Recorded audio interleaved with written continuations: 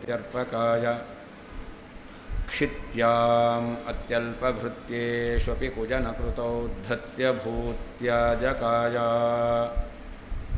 ಕರ್ತ್ರೇ ಧರ್ತ್ರೇಥ ಹರ್ತ್ರೇ ಹಯಮುಖಹರಯೇ ಮುತ್ರಮಾತ್ರೇ ನಮಸ್ತೆ ತಸ್ಮೈ ಕಸ್ಮೈಚಿದಸ್ಮನ್ ಮನಸಿ ಧೃತಕಥಾ ವಿಸ್ಮೃತೌ ಸ್ಮಾರಕಾಯ ತಪೋ ವಿದ್ಯಾ ವಿರಕ್ತ್ಯಾದಿ ಸದ್ಗುಣೌಘಾಕರಾನಹಂ ವಾದಿರಾಜಗುರೂನ್ ವಂದೇ ಹಯಗ್ರೀವಪದಾಶ್ರಯಾನ್ ತಪಸ್ವಾಧ್ಯಾಯ ಶುಶ್ರೂಷಾ ಕೃಷ್ಣಪೂಜಾರತಂ ಮುನಿಂ ವಿಶ್ವೇಶಮಿಷ್ಟದಂ ವಂದೇ ಪರಿವ್ರಾಟ್ಚಕ್ರವರ್ತಿನಂ ಶ್ರೀಗುರುಭ್ಯೋ ನಮಃ. ನಿರ್ಗುಣತ್ವೋಕ್ತಿತಶ್ಚಾಭೂತ್ ಸಾದೂರೇ ತ್ರಿಗುಣಾತ್ಮಿಕಾ ಆಹಾಯಸ್ಕಾಂತದೃಷ್ಟಾಂತೋಪಿ ಅಸಕ್ತಸ್ಯ ನಿಯಂತ್ರಿತಾ. ಭಾಗವತ ವಾಕ್ಯ ಹಿಂದೆ ಉಲ್ಲೇಖ ಮಾಡಿದ್ದಾರೆ. ಅದರಲ್ಲಿರುವಂಥ ಶಬ್ದಗಳ ಸ್ವಾರಸ್ಯವನ್ನು ಹೇಳ್ತಾ ಇದ್ದಾರೆ. ಒಂದು ನಿರ್ಗುಣ ಅಂತ ಹೇಳಿದ್ದಾರೆ, ಇನ್ನೊಂದು ಭ್ರಮತಿ ಲೋಹವತು ಅಂತ ಹೇಳಿದ್ದಾರೆ. ಈ ಎರಡು ದೃಷ್ಟಾಂತ, ಈ ಎರಡು ವಾಕ್ಯ ಏನು ತಿಳಿಸ್ಕೊಡುತ್ತೆ? ಭಗವಂತನನ್ನು ನಿರ್ಗುಣ ಅಂತ ಹೇಳೋದು, ಪ್ರಕೃತಿಯನ್ನು ಗುಣ ಅಂತ ಕರೀತಾರೆ. ಯಾಕೆ? ತ್ರಿಗುಣಗಳ ಉತ್ಪತ್ತಿಗೆ ಕಾರಣವಾದದ್ದು ಯಾವುದು? ಪ್ರಕೃತಿ. ಆದ್ದರಿಂದ ಗುಣ ಉಳ್ಳದ್ದು ಅದನ್ನು ಗುಣ ಅಂತ ಕರೀತಾರೆ. ಅಂದರೆ ಪ್ರಕೃತಿ ತ್ರಿಗುಣಾತ್ಮಿಕ. ಆ ತ್ರಿಗುಣಾತ್ಮಕವಾದಂತಹ ಪ್ರಕೃತಿಯ ಸಂಬಂಧ ಭಗವಂತನಿಗಿಲ್ಲ ಅನ್ನೋದನ್ನು ತ್ರಿಗುಣ ಶಬ್ದ ಹೇಳ್ತಾ ಇದೆ. ಹಾಗಾದರೆ ನಿಮಿತ್ತ ಮಾತ್ರಂ ತತ್ರಾತ್ಮ ನಿರ್ಗುಣ ಎಂಬತಕ್ಕಂಥ ಭಾಗವತ ವಾಕ್ಯ, ನಿರ್ಗುಣ ಎಂಬತಕ್ಕಂಥ ಶಬ್ದವನ್ನು ವೇದವ್ಯಾಸದೇವರಲ್ಲಿ ಪ್ರಯೋಗ ಮಾಡಿದ್ದಾರೆ. ತನ್ಮೂಲಕ ಭಗವಂತನಿಗೆ ಪ್ರಕೃತಿಯ ಸಂಬಂಧ ಇಲ್ಲ ಅಂತ ಹೇಳಿದ್ದಾರೆ. ಗುಣ ಅಂತಂದರೆ ಗುಣವನ್ನು ಅಭಿವ್ಯಕ್ತ ಮಾಡತಕ್ಕಂತಹ ಪ್ರಕೃತಿ ಅಂತ ಅರ್ಥ. ನಿರ್ಗುಣ ಅಂತಂದರೆ ಆ ತ್ರಿಗುಣಾತ್ಮಿಕವಾದ ಪ್ರಕೃತಿಯ ಸಂಬಂಧ ರಹಿತ ಅಂತ. ಆದ್ದರಿಂದ ಭಗವಂತನನ್ನು ಇತರರು ಹೇಳುವ ರೀತಿಯಲ್ಲಿ ಮಾಯಾಶಬಲ, ಪ್ರಕೃತಿಯಿಂದ ಅವನು ಬದ್ಧನಾಗಿದ್ದಾನೆ ಅಂತಕ್ಕಂಥದ್ದು ಸರಿಯಲ್ಲ. ಹಾಗೇ ಇನ್ನೊಂದು ಭ್ರಮತಿ ಲೋಹವತು ಅಂತ ಹೇಳೋದು. ಕಬ್ಬಿಣ ಅದು ತಿರುಗತ್ತೆ ಅಂತ. ಕಬ್ಬಿಣ ತಿರುಗಬೇಕು ಅಂತಂದರೆ ಅದು ಮ್ಯಾಗ್ನೆಟಿಗೆ ಅಂಟ್ಕೊಂಡಿರಲ್ಲ ಅಲ್ವಾ? ಕಬ್ಬಿಣ ತಿರುಗಬೇಕಾದರೆ ಅದು ಮ್ಯಾಗ್ನೆಟ್ಟಿಗೆ ಅಂಟ್ಕೊಂಡಿರೋದಿಲ್ಲ, ದೂರದಲ್ಲಿರುತ್ತೆ. ಹಾಗಾದರೆ ಕಬ್ಬಿಣವನ್ನು ಅಂಟಿಸಿಕೊಳ್ಳದೇನೆ ಕಬ್ಬಿಣದ ತಿರುಗುವಿಕೆಗೆ ಕಾರಣವಾಗಿರುತ್ತೆ ಯಾವುದು? ಆ ಮ್ಯಾಗ್ನೆಟ್ ಅಂತ. ಹಾಗೇ ಭಗವಂತನು ಕೂಡ ಆಹ ಅಯಸ್ಕಾಂತ ದೃಷ್ಟಾಂತಹ ಅಪಿ ಅಸಕ್ತಸ್ಯ ನಿಯಂತ್ರಿತ. ಯಾವ ರೀತಿಯಲ್ಲಿ ಅಯಸ್ಕಾಂತ ಎಂಬತಕ್ಕಂಥದ್ದು ಕಬ್ಬಿಣವನ್ನು ತನ್ನಲ್ಲಿ ಅಂಟಿಸಿಕೊಳ್ಳದೇನೆ ಕಬ್ಬಿಣದ ಚಲನೆಗೆ ಕಾರಣವಾಗಿದೆಯೋ, ಹಾಗೆ ಭಗವಂತ ಪ್ರಕೃತಿಯನ್ನು ತಾನು ಅಂಟಿಸಿಕೊಳ್ಳದೇನೆ, ಪ್ರಕೃತಿಯ ಬಂಧನಕ್ಕೆ ಒಳಗಾಗದೇನೆ ಪ್ರಕೃತಿಯನ್ನು ನಿಯಮನ ಮಾಡ್ತಕ್ಕಂಥವನಾಗಿದ್ದಾನೆ ಎಂಬತಕ್ಕಂಥದ್ದನ್ನು ಆ ಅಯಸ್ಕಾಂತ ಲೋಹ ದೃಷ್ಟಾಂತ ಎಂಬತಕ್ಕಂಥದ್ದು ಹೇಳ್ತಾ ಇದೆ. ಇದರಿಂದಲೂ ಕೂಡ ಭಗವಂತ ಮಾಯಾಶಬಲಿತನಲ್ಲ, ಮಾಯಾಶಬಲನಲ್ಲ ಎಂಬುದಾಗಿ ತಿಳಿದು ಬರ್ತಾ ಇದೆ.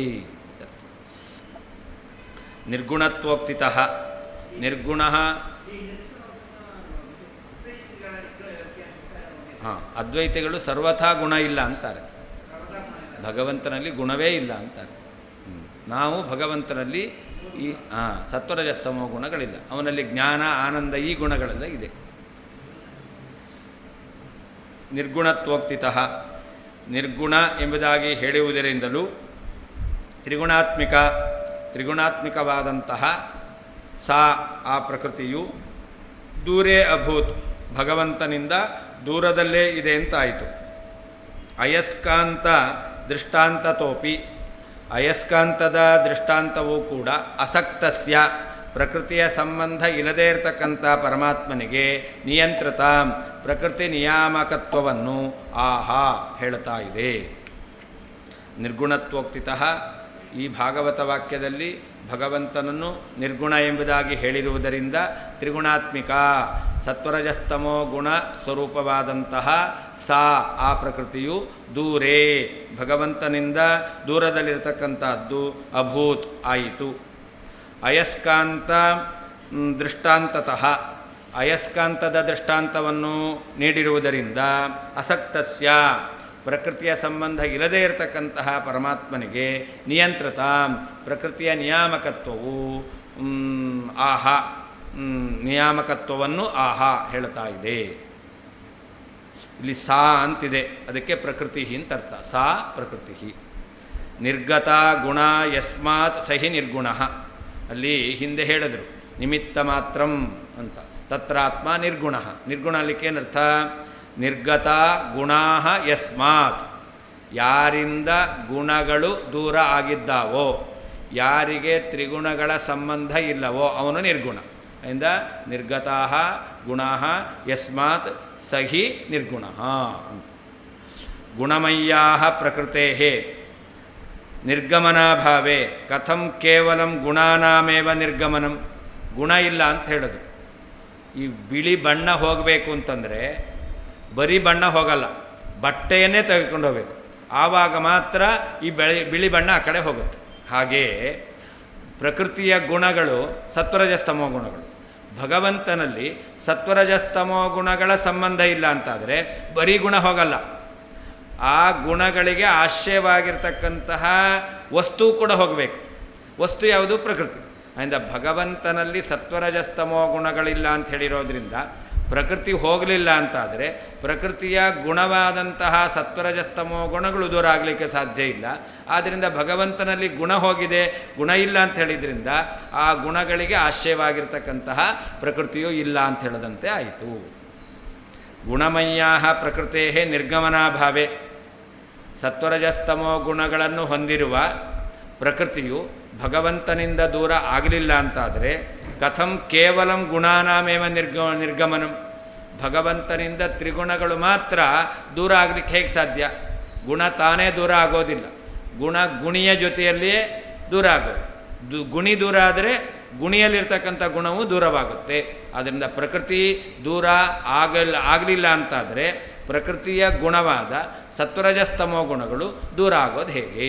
ಆದ್ದರಿಂದ ಭಗವಂತನಿಗೆ ನಿರ್ಗುಣ ಅಂತ ಹೇಳಿದ್ರಿಂದಲೂ ಕೂಡ ಪ್ರಕೃತಿಯ ಸಂಬಂಧ ಇಲ್ಲ ಅಂತ ಹೇಳದಂತೆ ಆಯಿತು. ನಹಿ ಪಟಂ ವಿಹಾಯ ಪಟರೂಪ ಮಾತ್ರ ನಿರ್ಗಚ್ಚತಿ. ಪಟದಲ್ಲಿರುವಂತಹ ಬಟ್ಟೆಯಲ್ಲಿರುವಂತಹ ರೂಪ ಪಟ ಹೋಗದೇನೆ ಈ ಬಿಳಿ ಬಣ್ಣ ಮಾತ್ರ ಎಲ್ಲಾದರೂ ಹೋಗುತ್ತೇನು? ದೂರ ಹೋಗುತ್ತೇನು? ಹಾಗಾದರೆ ಈ ಪಟದಲ್ಲಿರುವಂತಹ ಬಿಳಿ ಬಣ್ಣ ದೂರ ಹೋಗಬೇಕು ಅಂತಂದರೆ ಏನಾಗಬೇಕು?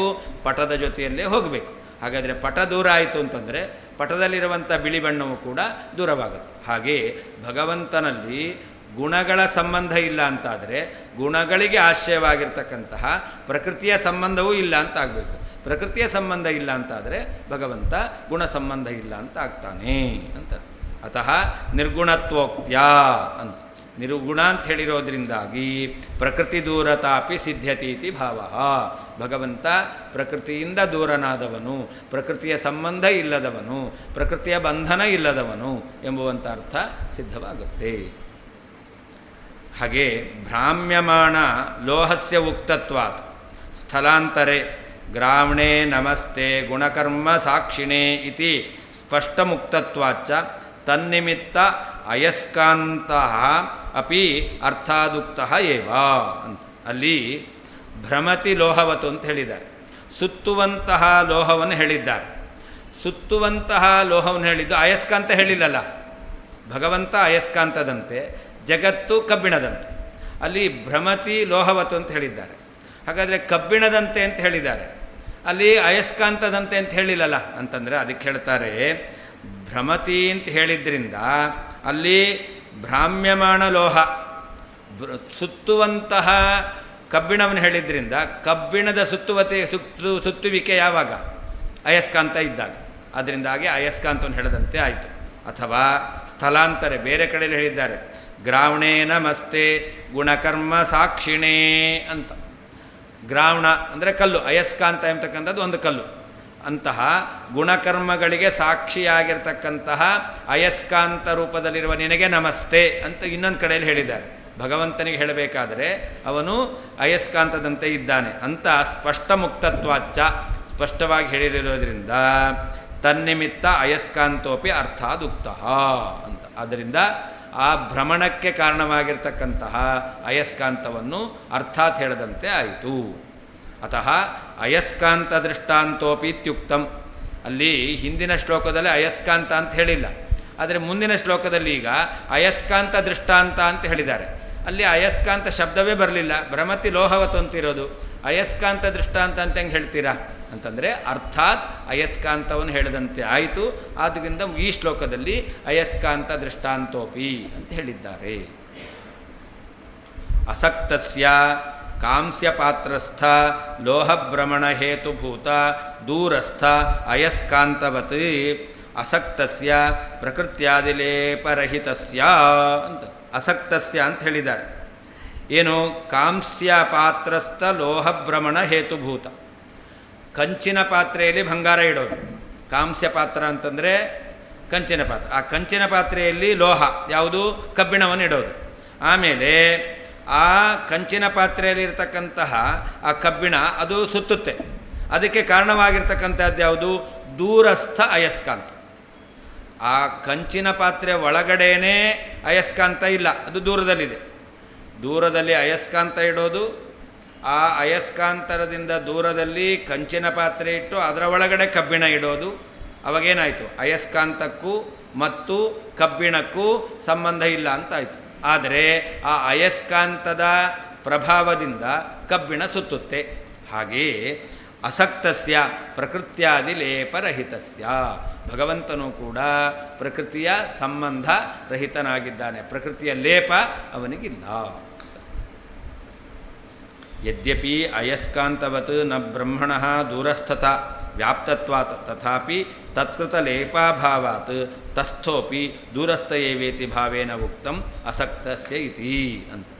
ಉದಾಹರಣೆ ಕೊಟ್ಟಿದ್ದು ಅಯಸ್ಕಾಂತ ಒಂದು ಕಡೆ ಇದೆ, ಕಂಚಿನ ಪಾತ್ರೆಯಲ್ಲಿ ಕಬ್ಬಿಣ ಇದೆ, ಆದ್ದರಿಂದ ಕಬ್ಬಿಣದಕ್ಕೂ ಮತ್ತು ಅಯಸ್ಕಾಂತಕ್ಕೂ ಸಂಬಂಧವೇ ಇಲ್ಲ ಅಂತ. ಇದು ಉದಾಹರಣೆ. ಆದರೆ ಭಗವಂತನಿಗೆ ಹಂಗೆ ಹೇಳಕ್ಕೆ ಬರಲ್ಲ. ಯಾಕೆ? ಭಗವಂತ ಪ್ರಕೃತಿಯಲ್ಲಿಯೂ ಇದ್ದಾನೆ. ಯಾಕೆ? ಸರ್ವತ್ರ ವ್ಯಾಪ್ತ. ಹೇಗೆ ಉದಾಹರಣೆಯಲ್ಲಿ ಕಬ್ಬಿಣಕ್ಕೂ ಅಯಸ್ಕಾಂತಕ್ಕೂ ಸಂಬಂಧವೇ ಇಲ್ಲವೋ, ಹಾಗೆ ಭಗವಂತ ಪ್ರಕೃತಿಯ ಸಂಬಂಧ ರಹಿತ ಅಂತ ಹೇಳಬೇಕಾದ್ರೆ ಪ್ರಕೃತಿಗೂ ಭಗವಂತನಿಗೂ ಸಂಬಂಧ ಇಲ್ಲ ಅಂತ ಹೇಳಲಿಕ್ಕೆ ಬರಲ್ಲ. ಯಾಕೆ ಹೇಳಲಿಕ್ಕೆ ಬರಲ್ಲ? ಭಗವಂತ ವ್ಯಾಪ್ತ. ಕಾಂಸ್ಯ ಯದ್ಯಪಿ ಅಯಸ್ಕಾಂತವತ್ ನ ಬ್ರಹ್ಮಣ ದೂರಸ್ಥಥ. ಹೇಗೆ ಕಬ್ಬಿಣದಿಂದ ಅಯಸ್ಕಾಂತ ಸಂಬಂಧ ಇಲ್ಲದೆ ದೂರ ಇರುತ್ತೋ, ಹಾಗೆ ಭಗವಂತ ಪ್ರಕೃತಿಯ ಸಂಬಂಧ ಇಲ್ಲದೇನೆ ದೂರ ಇದ್ದಾನೆ ಅಂತ ಹೇಳಲಿಕ್ಕೆ ಬರೋದಿಲ್ಲ. ಯಾಕೆ? ವ್ಯಾಪ್ತತ್ವ, ವ್ಯಾಪ್ತನಾಗಿದ್ದಾನೆ. ಆದರೂ ಕೂಡ ತಥಾಪಿ ತತ್ಕೃತ ಲೇಪಾಭಾವಾತ್, ಪ್ರಕೃತಿಯ ವಿಕಾರ ಭಗವಂತನಿಗಿಲ್ಲ. ಆದ್ದರಿಂದ ಭಗವಂತನಿಂದ ಆ ಪ್ರಕೃತಿ ದೂರ ಇದೆ ಅಂತ ಹೇಳ್ತಾರೆ. ಭಗವಂತನಿಂದ ಪ್ರಕೃತಿ ದೂರ ಇಲ್ಲ, ಹತ್ತಿರವೇ ಇರೋದು. ದೂರ ಅಂದರೆ ಏನರ್ಥ? ಆ ಪ್ರಕೃತಿಯ ವಿಕಾರ ಭಗವಂತನಿಗಿಲ್ಲ. ಆದ್ದರಿಂದ ಭಗವಂತ ಪ್ರಕೃತಿಯಿಂದ ದೂರ ಅಂತ ಹೇಳಿದ್ದಾರೆ. ಹಸಿವೆ, ಬಾಯಾರಿಕೆ ಇದೆಲ್ಲ ಪ್ರಕೃತಿಯ ವಿಕಾರ. ಈ ಶರೀರದಲ್ಲಿ ಬೆಳೆಯೋದು, ಕುಗ್ಗೋದು, ರೋಗ ಬರೋದು ಇದೆಲ್ಲವೂ ಕೂಡ ಪ್ರಕೃತಿಯ ವಿಕಾರ. ಅದು ಭಗವಂತನಿಗಿಲ್ಲ. ಈ ಶರೀರ ಬರೋದು, ಶರೀರ ಬಿಡೋದು ಇದೆಲ್ಲ ಪ್ರಕೃತಿಯ ವಿಕಾರ, ಅದಿಲ್ಲ. ಅದರಿಂದ ತಸ್ಥೋಪಿ, ಪ್ರಕೃತಿಯಲ್ಲಿ ಇದ್ದರೂ ಕೂಡ ಭಗವಂತನನ್ನು ದೂರಸ್ಥ ಅಂತ ಹೇಳ್ತಾರೆ. ಕಾರಣ ಏನು? ಲೇಪ ಇಲ್ಲ, ವಿಕಾರ ಇಲ್ಲ. ಅಸಕ್ತಸ್ಯ ಇತಿ ತದುಕ್ತಂ ಗೀತಾಯಾಂ ಮಯಾ ತತಮಿದಂ ವಿಶ್ವಂ ಜಗದವ್ಯಕ್ತಮೂರ್ತಿನ ಮಸ್ಥಾನಿ ಸರ್ವಭೂತಾನಿ ನ ಚಾಹಂ ತೇಷ್ವವಸ್ಥಿತಃ ನ ಚ ಮಸ್ಥಾನಿ ಭೂತಾನಿ ಪಶ್ಯ ಮೇ ಯೋಗಮೈಶ್ವರಂ ಅಂತ ಕೃಷ್ಣ ಪರಮಾತ್ಮ ಭಗವದ್ಗೀತೆಯಲ್ಲಿ ಹೇಳಿದ್ದಾನೆ. ಏನಂತ?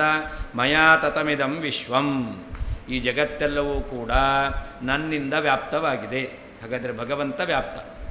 ಹೇ ಮಯ ಜಗದ್ ಅವ್ಯಕ್ತ ಮೂರ್ತಿನ ಮಯ ಜಗತ್ತು ತತಂ, ನಾನು ಜಗತ್ತಿನಲ್ಲಿ ಅವ್ಯಕ್ತನಾಗಿದ್ದೇನೆ. ಜಗತ್ತಿನಲ್ಲಿ ನಾನಿದ್ದೇನೆ, ಕಾಣೋದಿಲ್ಲ. ಅವ್ಯಕ್ತ ಮೂರ್ತಿನ ಮಯ, ಕಾಣದೇ ಇರುವಂಥ ಸ್ವರೂಪವುಳ್ಳಂತಹ ನನ್ನಿಂದ ಈ ಜಗತ್ತು ಎಂಬತಕ್ಕಂಥದ್ದು ವ್ಯಾಪ್ತವಾಗಿದೆ ಅಂತ ಅರ್ಥ. ವಯರ್ನಲ್ಲಿ ಕರೆಂಟ್ ಇದ್ದ ಹಾಗೆ, ವಯರ್ ಕಾಣಿಸುತ್ತೆ, ಕರೆಂಟ್ ಕಾಣಿಸುತ್ತಾ? ಕರೆಂಟ್ ಕಾಣಿಸ್ತಾ ಇಲ್ಲ ಅಂತ ಮುಟ್ಟಿದ್ರೆ ಅದರ ಪ್ರಭಾವ ಕಾಣಿಸುತ್ತೆ. ಹಾಗೆ ದೇವರ ಪ್ರಭಾವ ಕಾಣ್ತಾ ಇದೆ, ಆದರೆ ದೇವರು ಕಾಣ್ತಾ ಇಂದ ಅವ್ಯಕ್ತನಾಗಿ ಭಗವಂತ ಜಗತ್ತಿನಲ್ಲಿ ಇದ್ದೇನೆ ಅಂತ ಭಗವಂತನೇ ಹೇಳಿದ್ದಾನೆ. ಹಾಗೆ ಸರ್ವಾಣಿ ಭೂತಾನಿ ಮಸ್ಥಾನಿ, ಎಲ್ಲ ಜೀವಿಗಳು ಪದಾರ್ಥಗಳು ಕೂಡ ಭಗವಂತನಲ್ಲಿದೆ. ಆದರೆ ನಚಾಹಂ ತೇಷ್ವವಸ್ಥಿತ, ನಾನು ಆ ಭೂತಗಳಲ್ಲಿ ಪದಾರ್ಥಗಳಲ್ಲಿ ಜೀವಿಗಳಲ್ಲಿ ಇಲ್ಲ. ಅಂದರೆ ಏನರ್ಥ? ನನ್ನ ನಿಯಮನ ಎಲ್ಲ ಜೀವಿಗಳಿಗೂ ಜಡ ಪದಾರ್ಥಗಳಿಗೂ ಇದೆ. ಅದರ ನಿಯಮನಕ್ಕೆ, ಅದರ ವಿಕಾರಕ್ಕೆ ಒಳಪಟ್ಟವನು ನಾನು ಅಲ್ಲ ಎಂಬುದಾಗಿ ಇನ್ನೊಂದು ವಾಕ್ಯ. ಹಾಗೆ ನಚಮಸ್ಥಾನಿ ಭೂತಾನಿ, ಆ ಎಲ್ಲ ಭೂತಗಳು ನನ್ನ ವಿಕಾರಕ್ಕೆ ಕಾರಣ ಅಲ್ಲ. ಅಂತಹ ಒಂದು ನನ್ನ ಐಶ್ವರ್ಯ ಶಕ್ತಿ, ನಾನು ಅದರಲ್ಲಿದ್ದೇನೆ. ಅದರಲ್ಲಿದ್ದರೂ ಕೂಡ ಅದರ ವಿಕಾರ ನನಗೆ ಯಾವ ರೀತಿಯಿಂದಲೂ ಕೂಡ ಲೇಪ ಆಗೋದಿಲ್ಲ. ಕುದಿಯುವ ನೀರಿನಲ್ಲಿದ್ದಾನೆ, ಬಿಸಿ ತಾಗಲ್ಲ.